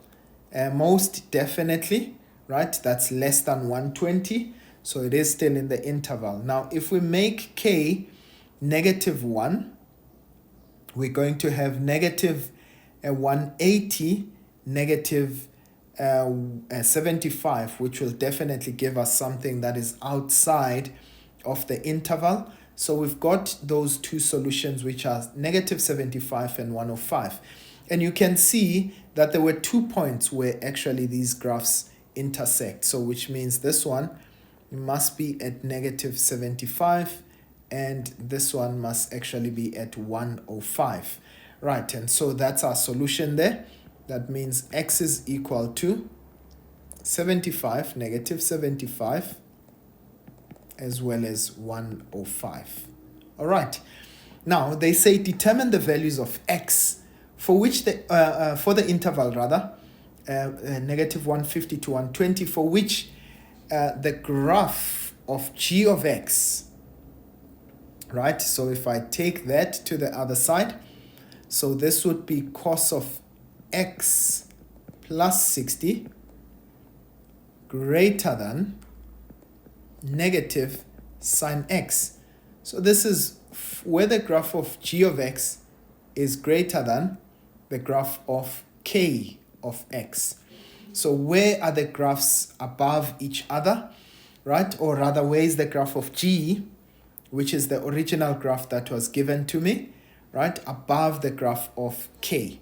Now, I want you to note it is above, right? So there it is over there. Okay, until they intersect there. So from where they intersect again until where they intersect. So in this case, we said this is minus 75 and this goes all the way to 105. So I am going to say for this solution, x is an element of negative 75. Okay, so this is not included because they're equal there. So this would be negative 75 to 105, and that's going to be excluded as well because they are equal. Otherwise, alternatively, right, we could say that x is greater than negative 75 and less than 105. All right, and now we go to the very last one. Okay, if you don't mind, I'm just going to remove all of this so that it's easier for us to solve. All right, so the last question, they say to us, the function g can also be defined as y is equal to minus the sine of x minus theta where theta is an acute angle, determine the value of theta. Now, remember that the graph of G is y is equal to the cos of x plus 60. So that's x plus 60. Now, ladies and gents, I want you to note, they are telling us about negative the sign of something, right? So what I'm going to do is, to convert cos into sine, what we simply do is that we just say, this is 90 minus, okay? So I'm going to say, well, this is the same as sine of 90 minus x plus 60. Now you agree with me, if I say 90 minus anything, that will give me cos, right? And so as a result, what do I have? I've got the sine of, right, so I've got 90 minus 60, right? If I multiply by that negative, so that makes this 90 minus x minus 60. So 90 minus 60 gives me 30, right? So that would be 30 minus x. Now remember, I wanted it to be x minus something, right? And so this will be the same as minus the sine of x minus 30. All right. And so that means that theta, notice there, theta will be equal to 30 degrees. And they did say that it is an acute angle, so theta will be equal to 30. All right, ladies and gents, I know that functions can really be quite a bit of work. All right, so please, if you have not watched my videos on functions, even if they say grade 12, please remember that it is the same thing as the grade 11 content. All right, so let's move on to the next question. Question 7, they say in the diagram we've got PR is the diameter of the circle. So triangle PQR is drawn with vertex Q. Okay, so there's vertex Q over there. Okay, and they say outside the circle, and they say R is theta, PQ and QR are 2y, and PQ is y. They say determine the value of cos theta. Now notice this is not a 90-degree triangle. However, the angle theta, right, would be the included angle between the two sides PR as well as QR, right? So we're going to apply our cos rule there, right? So remember, there's our other side. So we're going to apply our cos rule. Now remember, we know that on the in the cos rule, we're going to say the length of QR, the side opposite that, that angle. So we just simply say PQ. So remember, PQ squared is equal to the two sides, which is QR squared, plus the other side, that's PR squared, minus 2 times QR, it's the same sides, times PR, the cos of the angle R, the angle opposite to the side that we're looking for, which is theta in this case.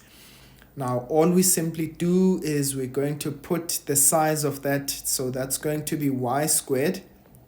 That's going to be QR is 2y. Okay, so that's 2y squared plus another 2y squared minus 2 times 2y and 2y. And this is the cos of the angle theta. All right, now let's try and do our gymnastics mathematically. So that's 2y squared, which is 4y squared, plus another 4y squared. That will give us 8y squared when we add them up, right? So this is going to be another 2 times 2 times 2, which is another 8y squared cos of theta. And this gives us y squared.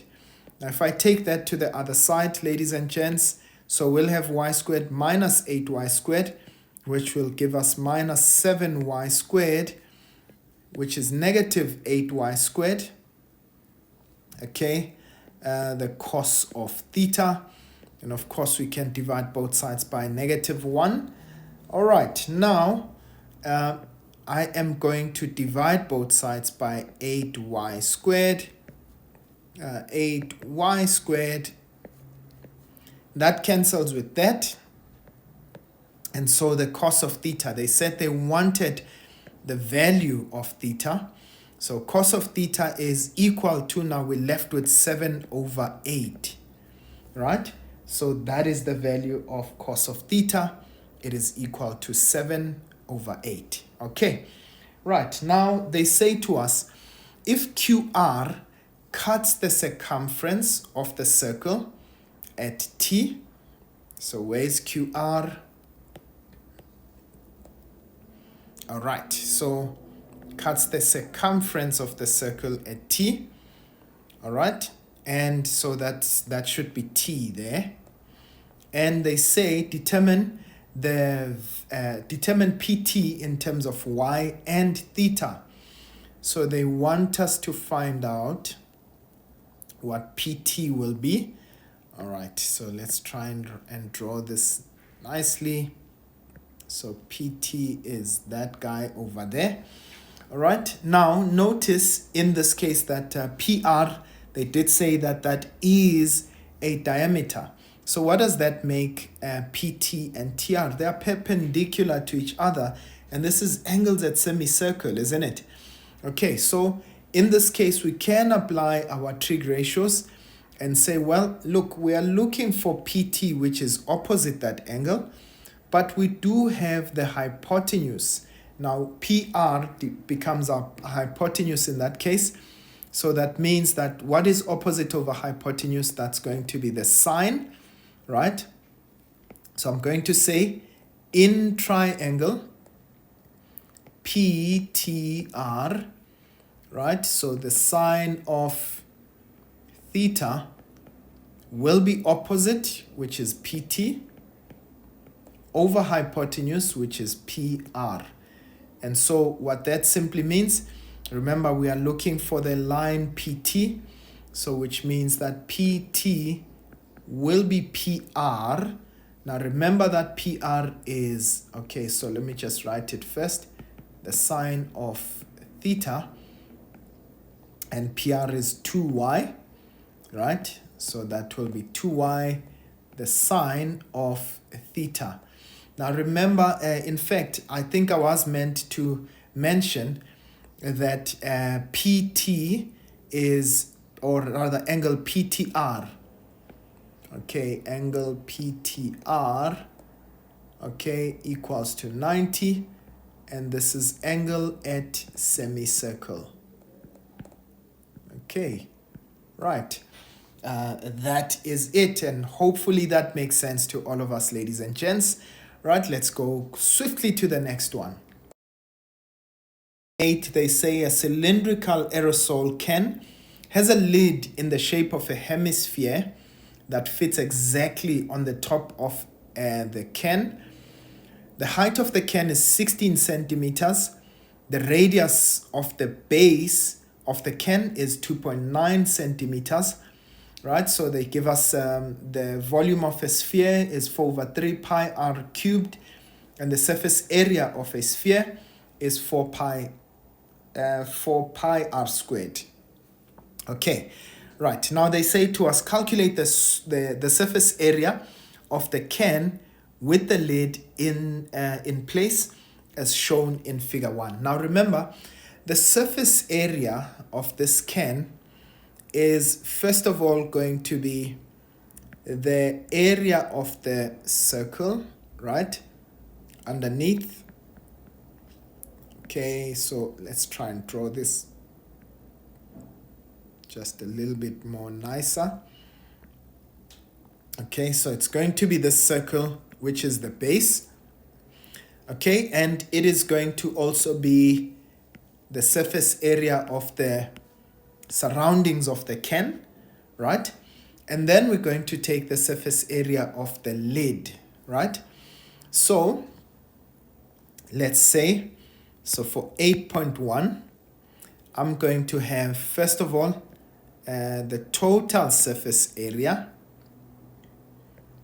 Okay, we're going to have pi r squared. Remember, that is the circle, which is the base, right? Plus, now notice, ladies and gents, when we take the surface area of a cylinder, right, it is always going to be the circumference of the circle, all right, circumference of, or rather the base, okay, or the perimeter of the base multiplied by the height.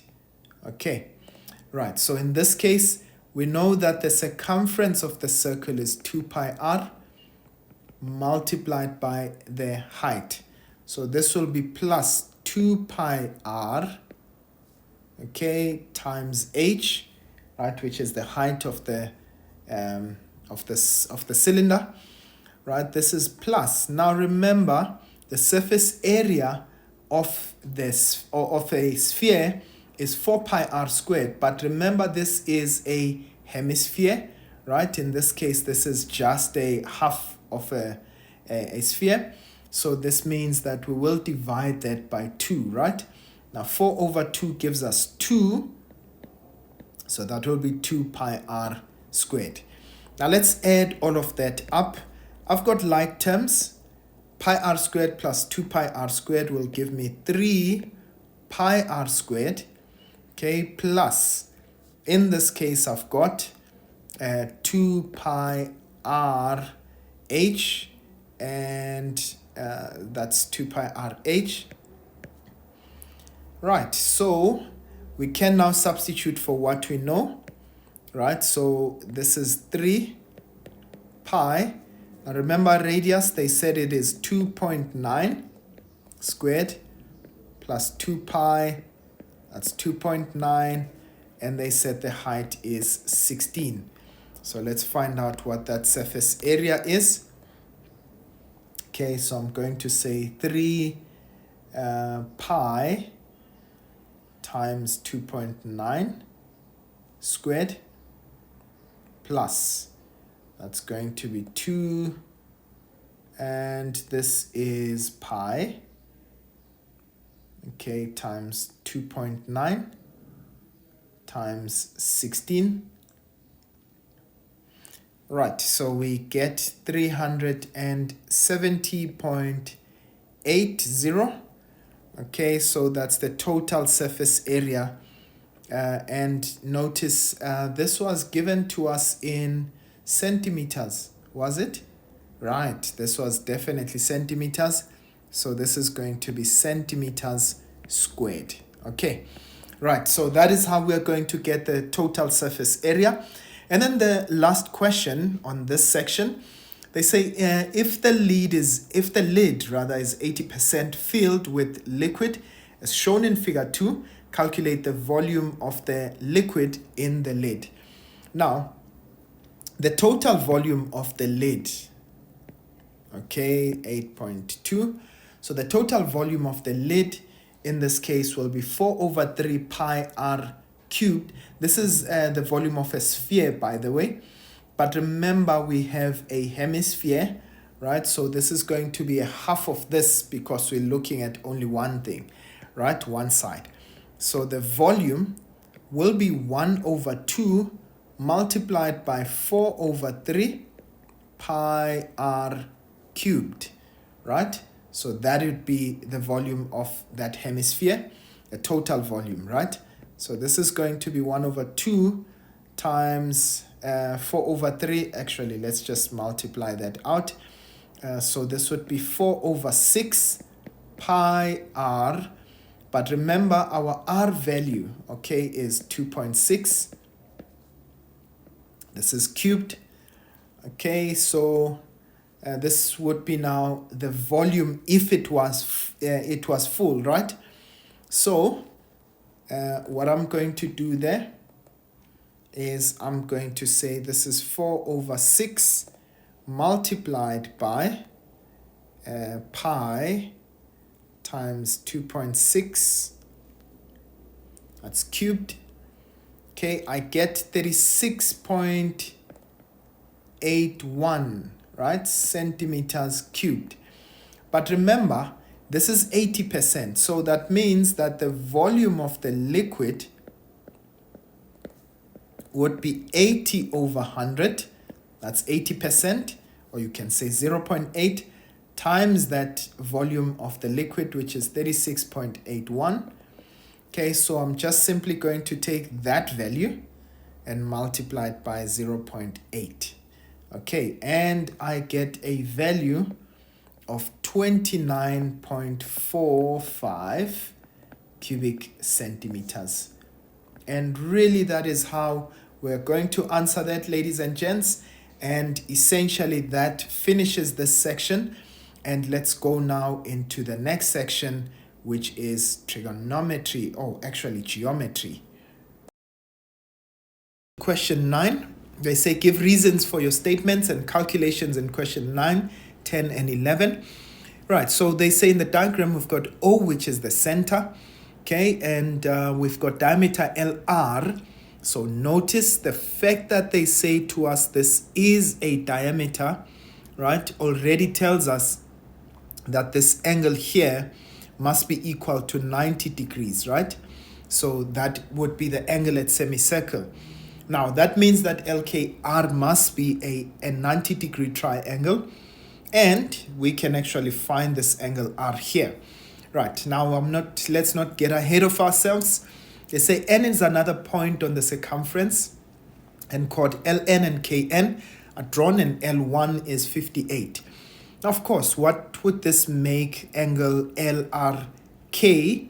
This angle here, this would be 32 degrees, right? If you consider that these are angles on a triangle, L1 plus K plus R.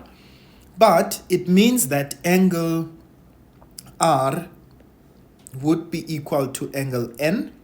So these are both 32 degrees. These are angles at same segment, right? Okay, so I want us to quickly have a look at what they're asking us there. They say calculate, giving reasons, the size of LKR. So we're looking at that guy here, LKR. That's K1 and K2. So we're simply going to say LKR is equal to 90 degrees. And what's the reason there? We say this is angle at semicircle, right? So okay, let's write that. Okay, so angle at semicircle. All right, we know that angles at semicircle are equal to 90 degrees, right? And then they wanted angle R.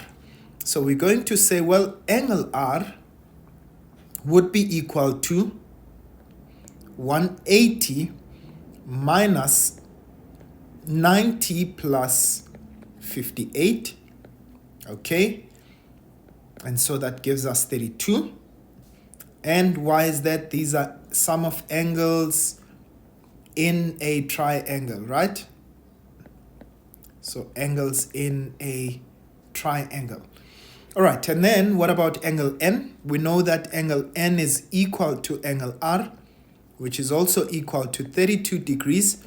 And we say that these are angles at same segment. Okay. All right, and that's how we're going to answer question 9. All right, as we go on to question 10. 10, they say in the diagram, O is the center of the circle.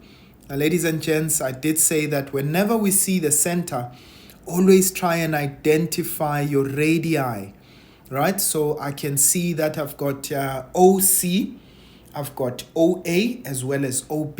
All of those are radii, and we know that our radii are equal. Now, they say to us, it is the center of the circle, right? A, B, and C are points on the circumference of the circle, right? Chords AC and BC and radii AO, BOC, and CO are drawn. They say A is equal to X, right?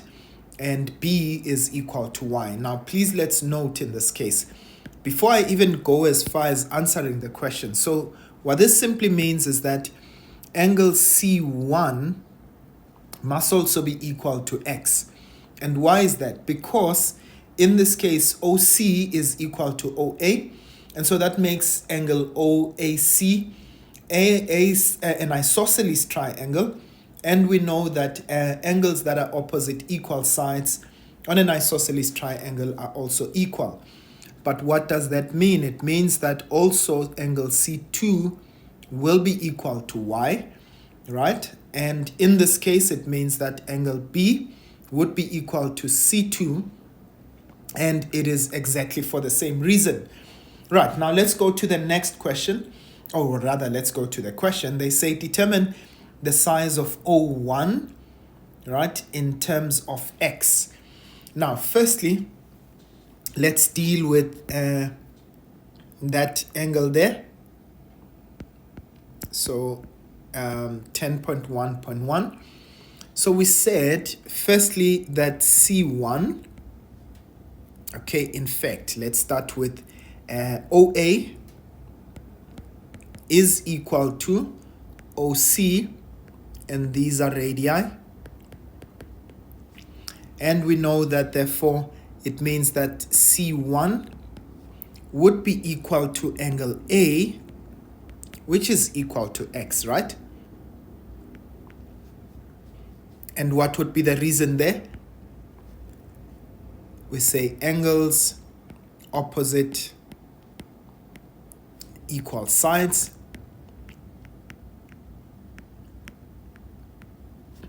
Or you can actually say that this is base angles on an isosceles triangle, right?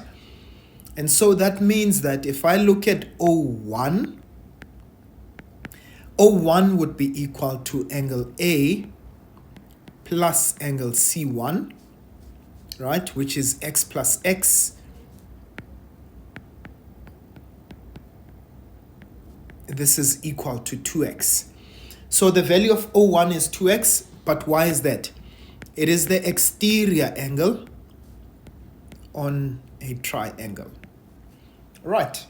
Now, they say to us, apologies there, they say, hence, prove the theorem that states that the angle subtended by an arc at the center is equal to twice the angle subtended by the same arc at the circumference. So they're simply saying prove that angle at center is equal to 2 times angle at circumference. Now we've already proven that O1 is equal to 2x. In the same way, let's find the value of O2. So we're going to say O2, all right?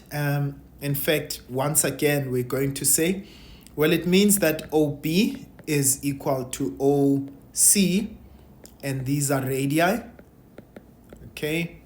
So that's 10.1.2, right? So that means that angle C2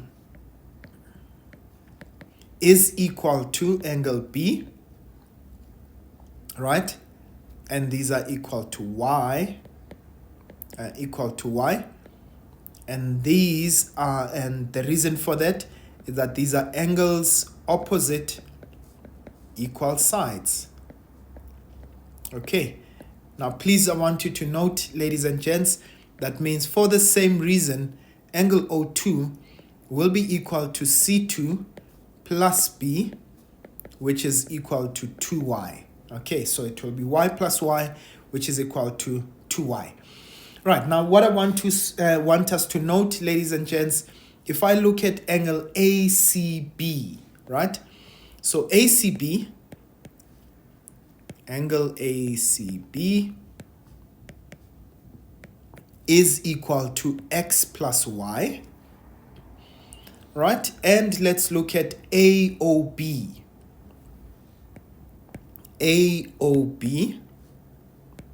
Right? This is equal to, now please, I want you to note, it is equal to O1 plus O2, right? And what's the value of O1? It is 2x.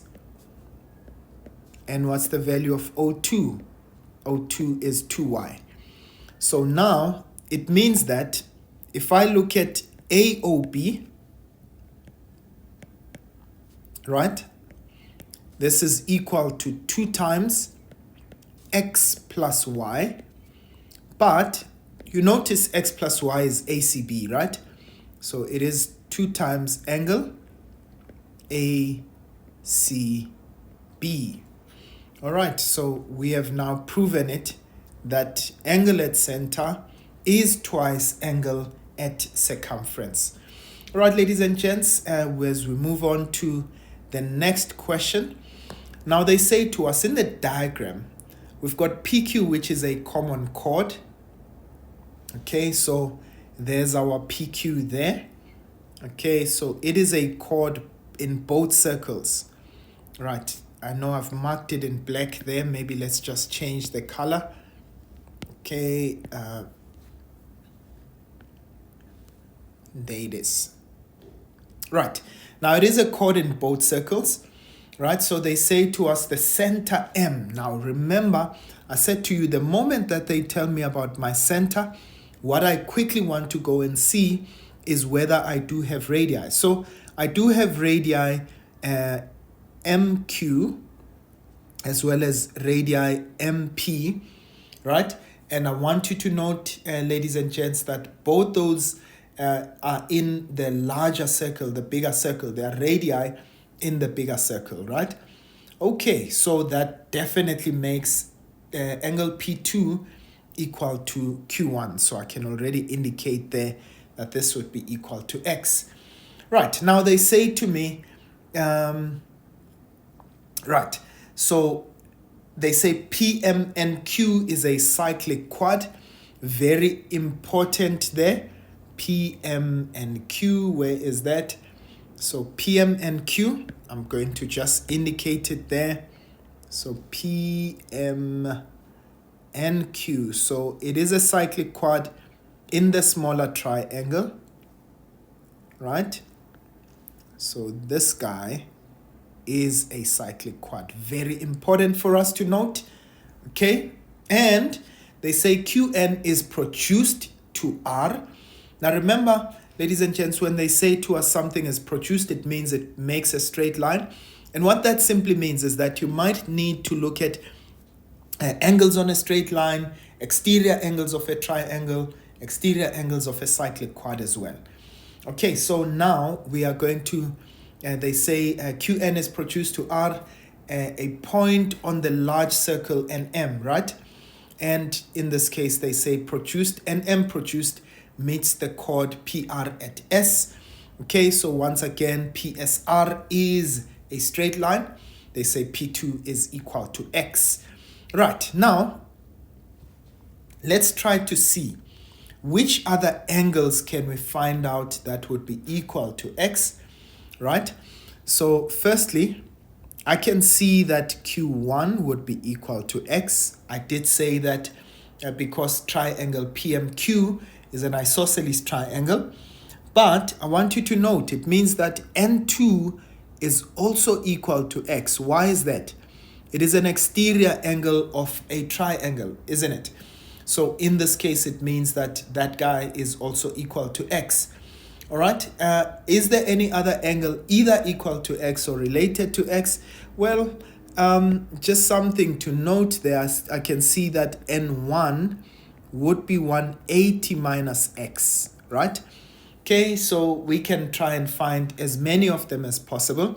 But that means that if you look at this angle here, right, it's in the triangle, right? So this would be 180 minus 2x, okay?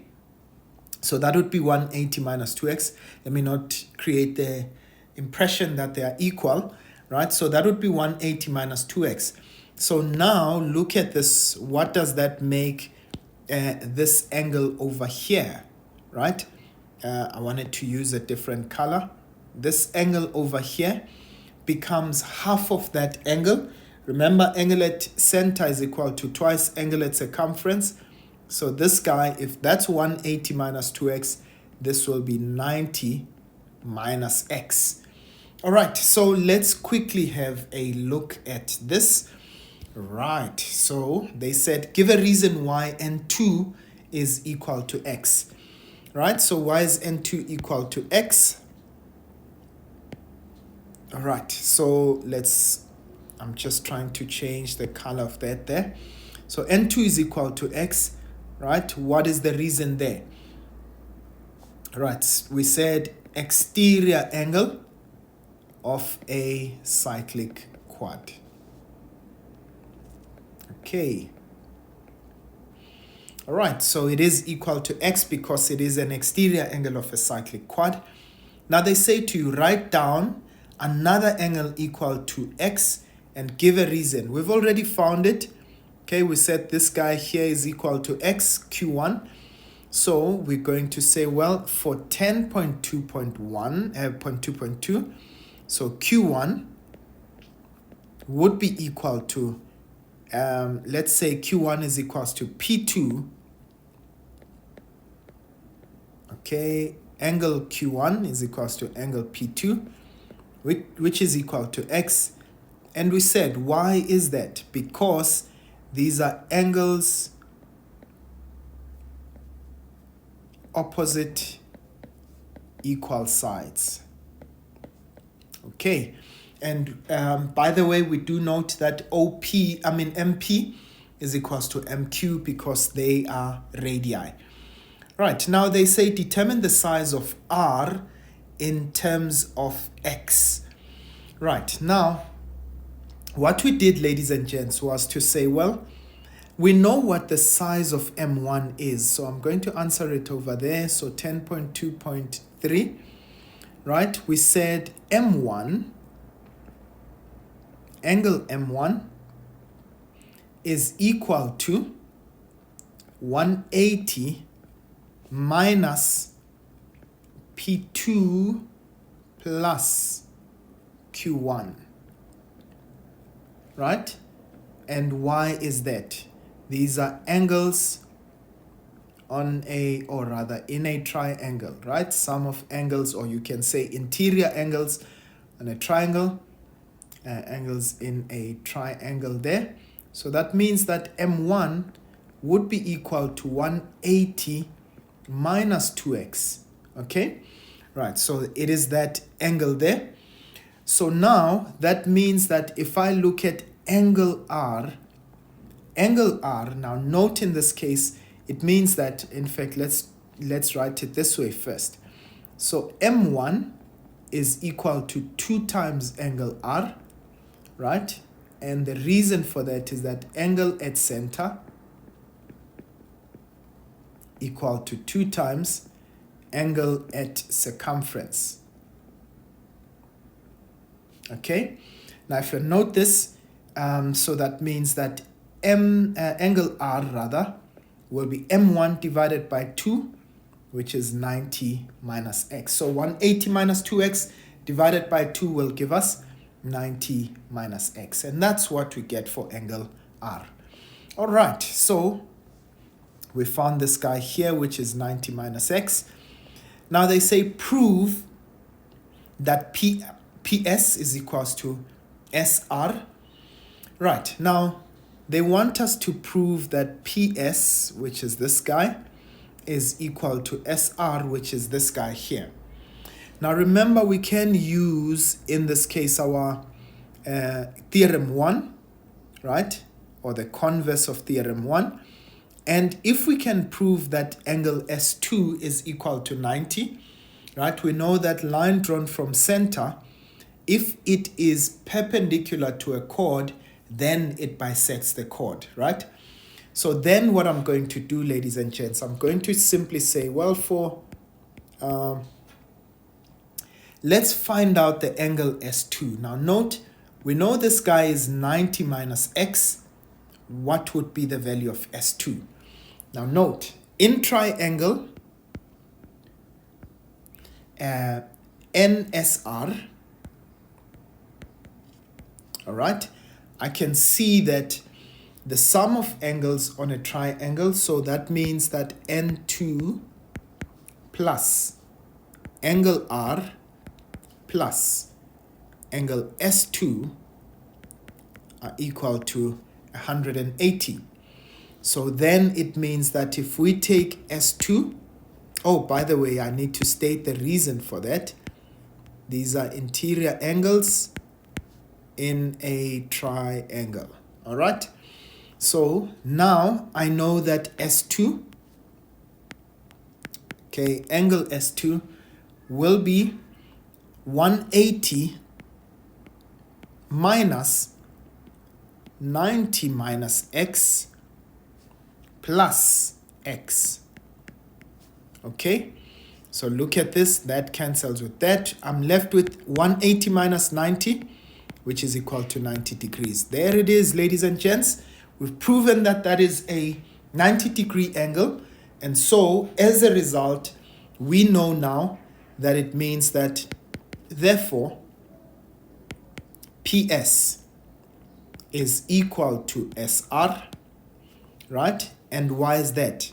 Line drawn from center, right, is perpendicular to the chord. Okay.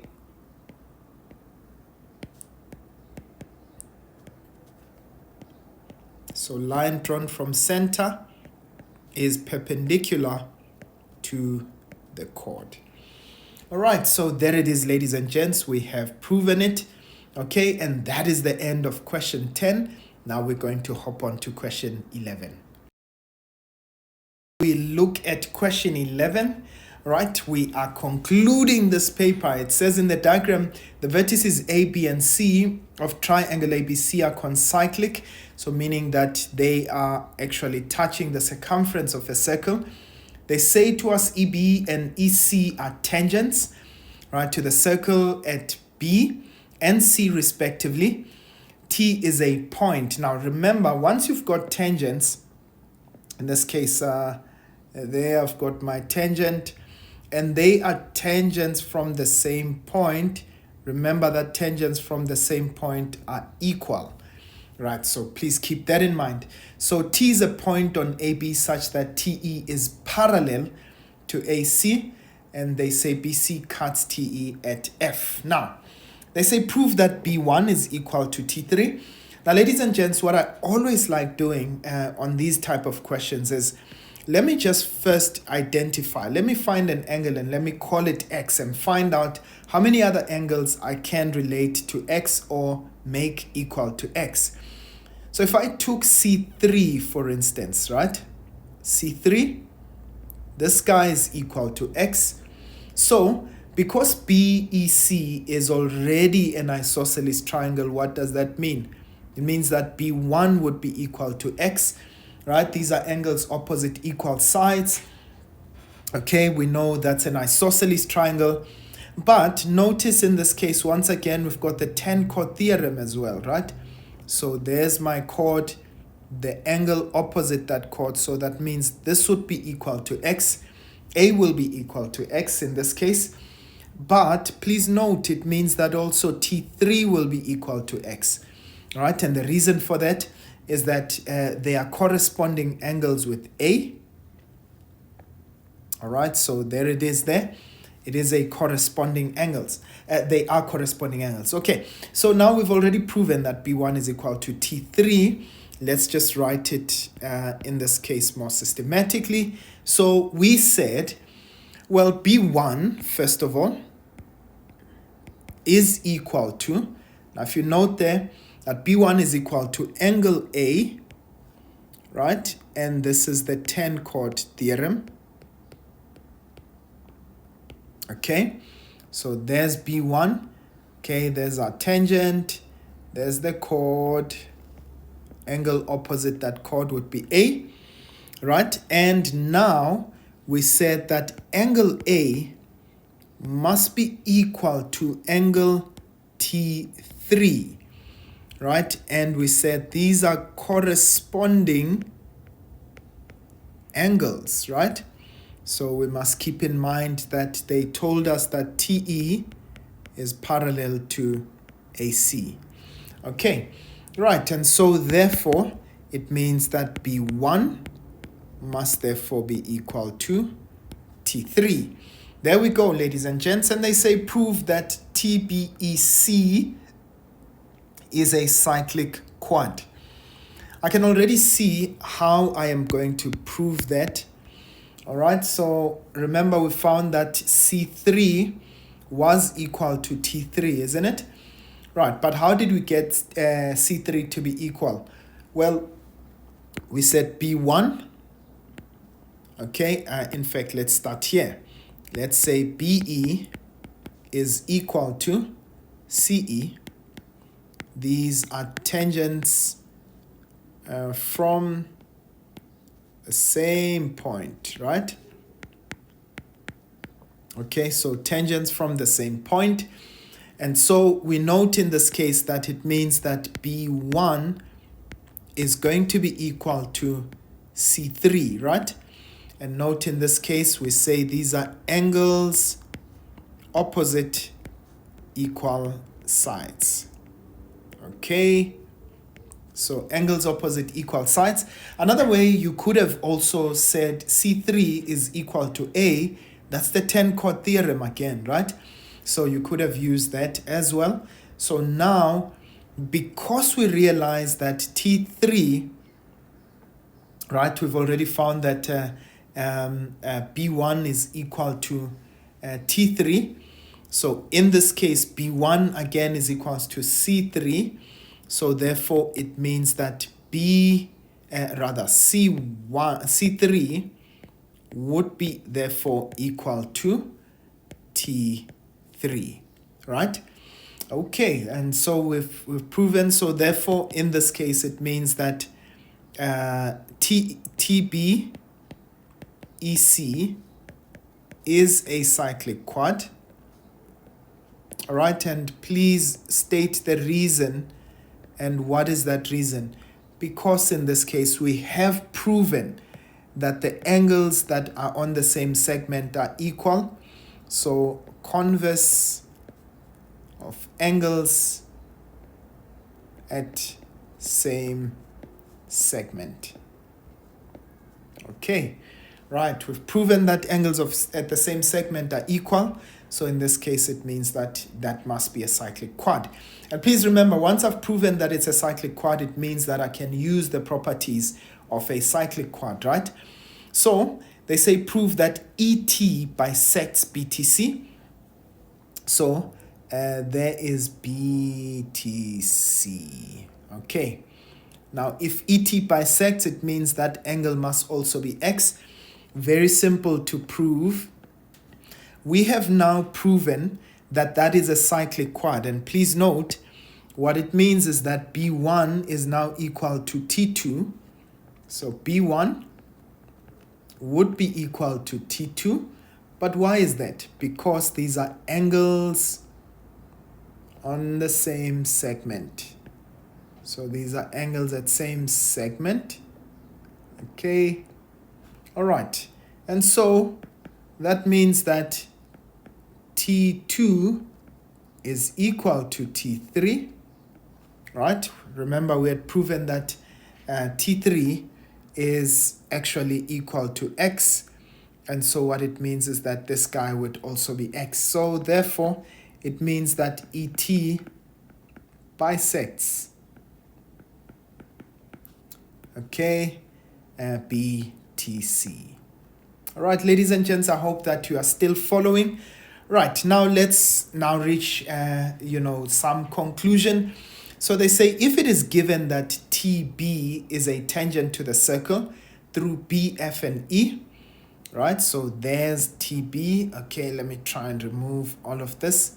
So there's TB. They say it is a tangent to the circle that passes through B, F, and E. So let's imagine that there's a circle here. All right. Now, if that line is a tangent to that circle, what it simply means is that we can apply the 10 chord theorem. So that means that B2 should be equal to E2, right? So now they said we must prove that TB equals to TC. Now, ladies and gents, we want to prove TB equal to TC. So if we can prove that this angle B2 is equal to C2, and I can already see how we can do that. So for 11.4, now notice it means that B2 would be equal to E2, okay? That would be the 10 chord theorem. All right, but note that E2 is equal to, so E2 would be equal to C2. These are angles at same segment. Okay, right, so these are angles at same segment. So now what does it mean? It means that B2 is equal to, so therefore it means that B2 is equal to C2. Now note, now we can apply in this case. We say, well, these are lines opposite equal angles, right? So these are sides opposite. Actually, I needed to have stated there. So therefore what it means is that TB would be equal to TC, and these are sides opposite equal angles. All right, so that's an isosceles triangle there. Now they say to us, hence prove that T is the center of the circle through A, B, and C. Now this becomes really easy, right? If we move from T and we go to the circumference B, but we move from T and we go to the circumference C, we've just proven that those two sides are equal. So therefore they must be radii, right? They are from a certain point in the circle to the circumference. So therefore it means that T must be the center. So we've just proven that TB is equal to TC, right? So we've proven that. Okay. So now, therefore, it means that TB and TC must be therefore radii, right? Since they're inside the circle. And so therefore it means that T is the center. Okay? Right. Because they are sides from the same point to the circumference. Okay. So these are sides from same point to the circumference. All right, and ladies and gents, essentially this is how we are going to conclude this question paper, really worth 150 marks at the end, right? And I hope that you are able to follow on in every single thing that we do, right? And for those of you that still require help with grade 11 content, please note that our sessions are available. We've got Saturday sessions, we've got weekly sessions. We also have a center, right, where you can register. All the details that you require will be on the WhatsApp group that is on the description of this video. Ladies and gents, I will see you guys next time. I hope that you have a awesome day going further. All right, see you guys next time. Sharp, sharp.